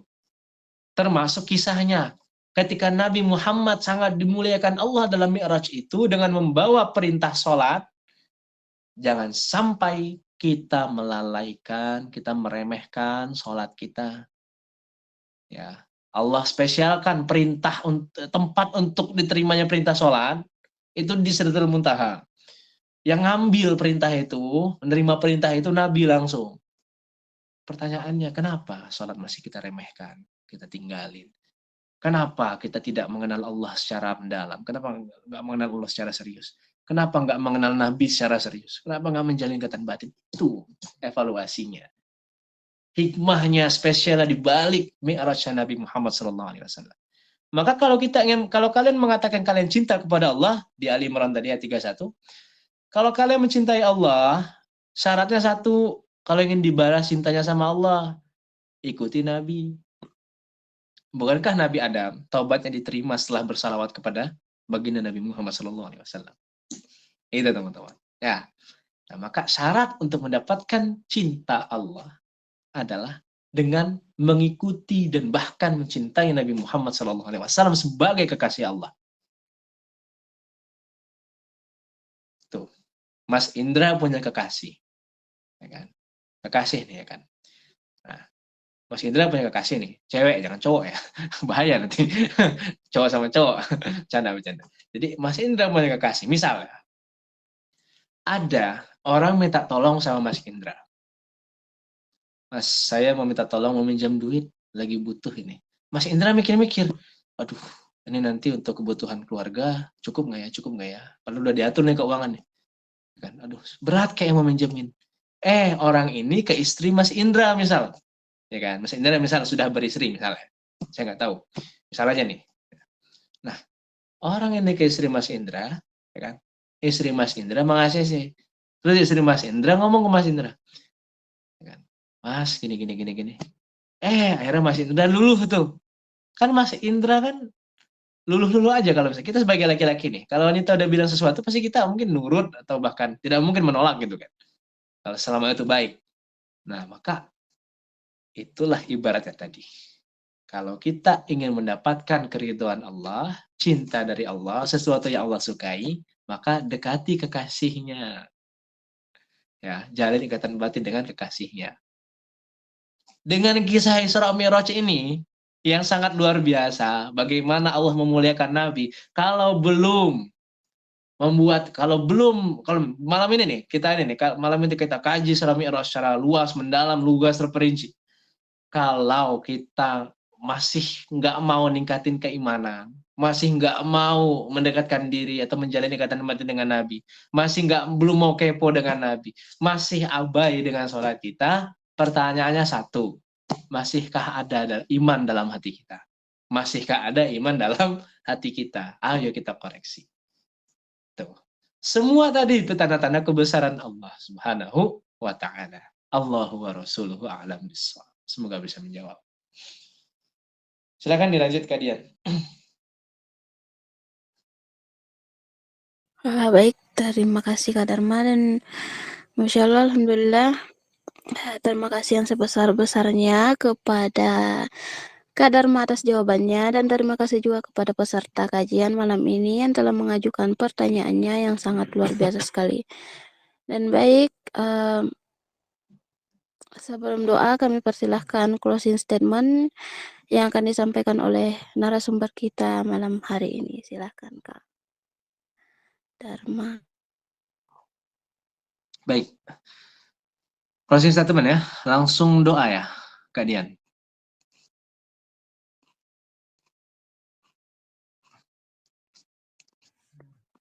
Ya Kak, setelah closing statement langsung dilanjut dengan doa. Baik. Closing statement dari saya, nggak usah banyak-banyak ya. Intinya ada berapa poin ya? Belum saya rumuskan sih. Yang intinya gini, poin 1 ya. Inti hijrah kita adalah dengan belajar. Belajar menekuni setiap bidang keilmuan Islam dalam waktu yang panjang. Kita harus sabar. Sabar sampai kita paham, sabar sampai kita puas. Walaupun tabiat manusia tidak pernah puas. Puas dalam menikmati ilmu. Puas dalam paham terhadap ilmu. Ilmu yang dapat mendekatkan kita kepada Allah. Maka sertakanlah niat. Karena Allah aku belajar. Dan dengan ilmu ini semoga dapat mendekatkanku kepada Allah Subhanahu wa taala dan dapat kembali kuat terjalinnya ikatan batin antara hatiku dengan kekasihnya Allah Subhanahu wa taala. Karena kita pecinta Rasulullah sallallahu alaihi wasallam. Yang kedua, semangat terus dalam mencintai Allah dan mencintai Rasulullah. Semangat terus dalam mengkaji setiap kisah-kisah inspiratif yang agung dalam Al-Quran. Jangan pernah bosan. Orientasi kita nggak hanya membaca Al-Quran, nggak hanya menghafal Al-Quran, ya, tapi yang jauh lebih penting dari keduanya adalah mengkaji makna Al-Quran. Itu. Terakhir, jika sholat kita sampai hari ini belum sampai kepada tahap atau status atau keadaan khusyuk, jangan berhenti karena belum khusyuk, tapi teruslah sholat sampai khusyuk. Dengan cara tadi itu, menghadirkan hati kita, berusaha. Gitu. Demikian. Demikian, itu saja yang bisa saya sampaikan. Terima kasih teman. Tadi yang sudah nyatat, kan silakan dirapihkan catatannya. Sampai bertemu di kajian akidah setiap Senin malam Selasa, mulai di awal Februari. Ya, setelah jeda pariwara berikut ini. Enggak bercanda. Ya, jadi kita ketemu kembali di Senin depan malam Selasa. Terima kasih kepada tim saya, keluarga Ma'rifatun Academy yang sangat luar biasa, khususnya para admin ya. Ada Kak Dian, ada Kak Sa'diah, ada Kak Syarifah, beserta admin lainnya, ada Kak Taki, Kak Septi, Kak Mutiara, semuanya. Ya, dan terkhususnya juga media partner. Sampaikan salam saya kepada pimpinan kalian, 5 media partner Ma'rifatun Academy. Oke. Terima kasih sudah membersamai ya, tafakur kita, renungan kita pada malam hari ini untuk mengkaji kisah yang sangat agung di balik Isra dan Mi'raj untuk menambah keimanan kita dan kecintaan kita kepada Allah Subhanahu wa taala dan kekasihnya. Mari berdoa kita kepada Allah Subhanahu wa taala agar Allah ridho kepada kita, Allah limpahkan keberkahan kepada kita, Allah sematkan selalu apa? Semangat dalam belajar. Semangat dalam mencintai Allah, semangat dalam meningkatkan ibadah kita kepada Allah Subhanahu wa taala. Semoga Allah senantiasa ridho kepada kita di balik peringatan kita terhadap Isra Mi'raj pada malam hari ini menjadi momentum kita kembali untuk serius dalam belajar Islam, serius dalam mencintai Allah, serius dalam menjalin ikatan batin dengan baginda Nabi Muhammad SAW, dan yang paling penting agar kita lebih serius dalam sujud dan sholat kita. Semoga teman-teman kita, kerabat kita yang sedang sakit, semoga segera Allah angkat penyakitnya. Ya, yang teman-teman kita yang belum dapat hidayah, semoga segera Allah berikan hidayah. Amin. Dan untuk kita yang insya Allah dan alhamdulillah sudah Allah berikan hidayah, semoga kita selalu bertahan pada proses hijrah kita walaupun dengan penuh liku. Ala hadhihi niyah wa ala kulli niyatin salihah bi barakati ummul Quran bi syafaati Rasulillah sallallahu alaihi wasallam. Syai'ulillah wa ila hadrati habibina wa syafiina maulana Muhammad sallallahu alaihi wasallam wa ala alihi wa sahbihi wa azwaji wa zuriyati wa ahli baitihi al-kiram. Syai'ulillahi lahum al-Fatihah. أعوذ بالله من الشيطان الرجيم بسم الله الرحمن الرحيم الحمد لله رب العالمين الرحمن الرحيم مالك يوم الدين إياك نعبد وإياك نستعين اهدنا الصراط المستقيم صراط الذين أنعمت عليهم غير المغضوب عليهم ولا الضالين استغفر الله العظيم استغفر الله العظيم استغفر الله العظيم يا ذا الجلال والإكرام أعوذ بالله من الشيطان الرجيم بسم الله الرحمن الرحيم اللهم صل على سيدنا محمد في الأولين والآخرين وبارك وسلم ورضي الله تعالى عن سادتنا أصحاب رسول الله أجمعين آمين يا رب العالمين حمد الشاكرين حمد الناعمين حمدا يوافي نعمه ويكافئ مزيده يا ربنا لك الحمد ولك الشكر كما ينبغي لجلال وجهك الكريم وعظيم سلطانك اللهم صل على سيدنا محمد الفاتح لما أغلق والخاتم لما سبق ناصر الحق بالحق والهادي إلى صراطك المستقيم وعلى آله حق قدره ومقداره العظيم اللهم اغفر لنا ذنوبنا وذنوب والدينا وذنوب أساتذتنا وذنوب جميع المسلمين والمسلمات والمؤمنين والمؤمنات الأحياء منهم والأموات إنك سميع قريب مجيب الدعوات ويا قاضي الحاجات اللهم إنا نسألك سلامة في الدين وعافية في الجسد وزيادة في العلم وبركة في الرزق وتوبة قبل الموت ورحمة عند الموت ومغفرة بعد الموت اللهم هون علينا في سكرات الموت والنجاة من النار والعفو عند الحساب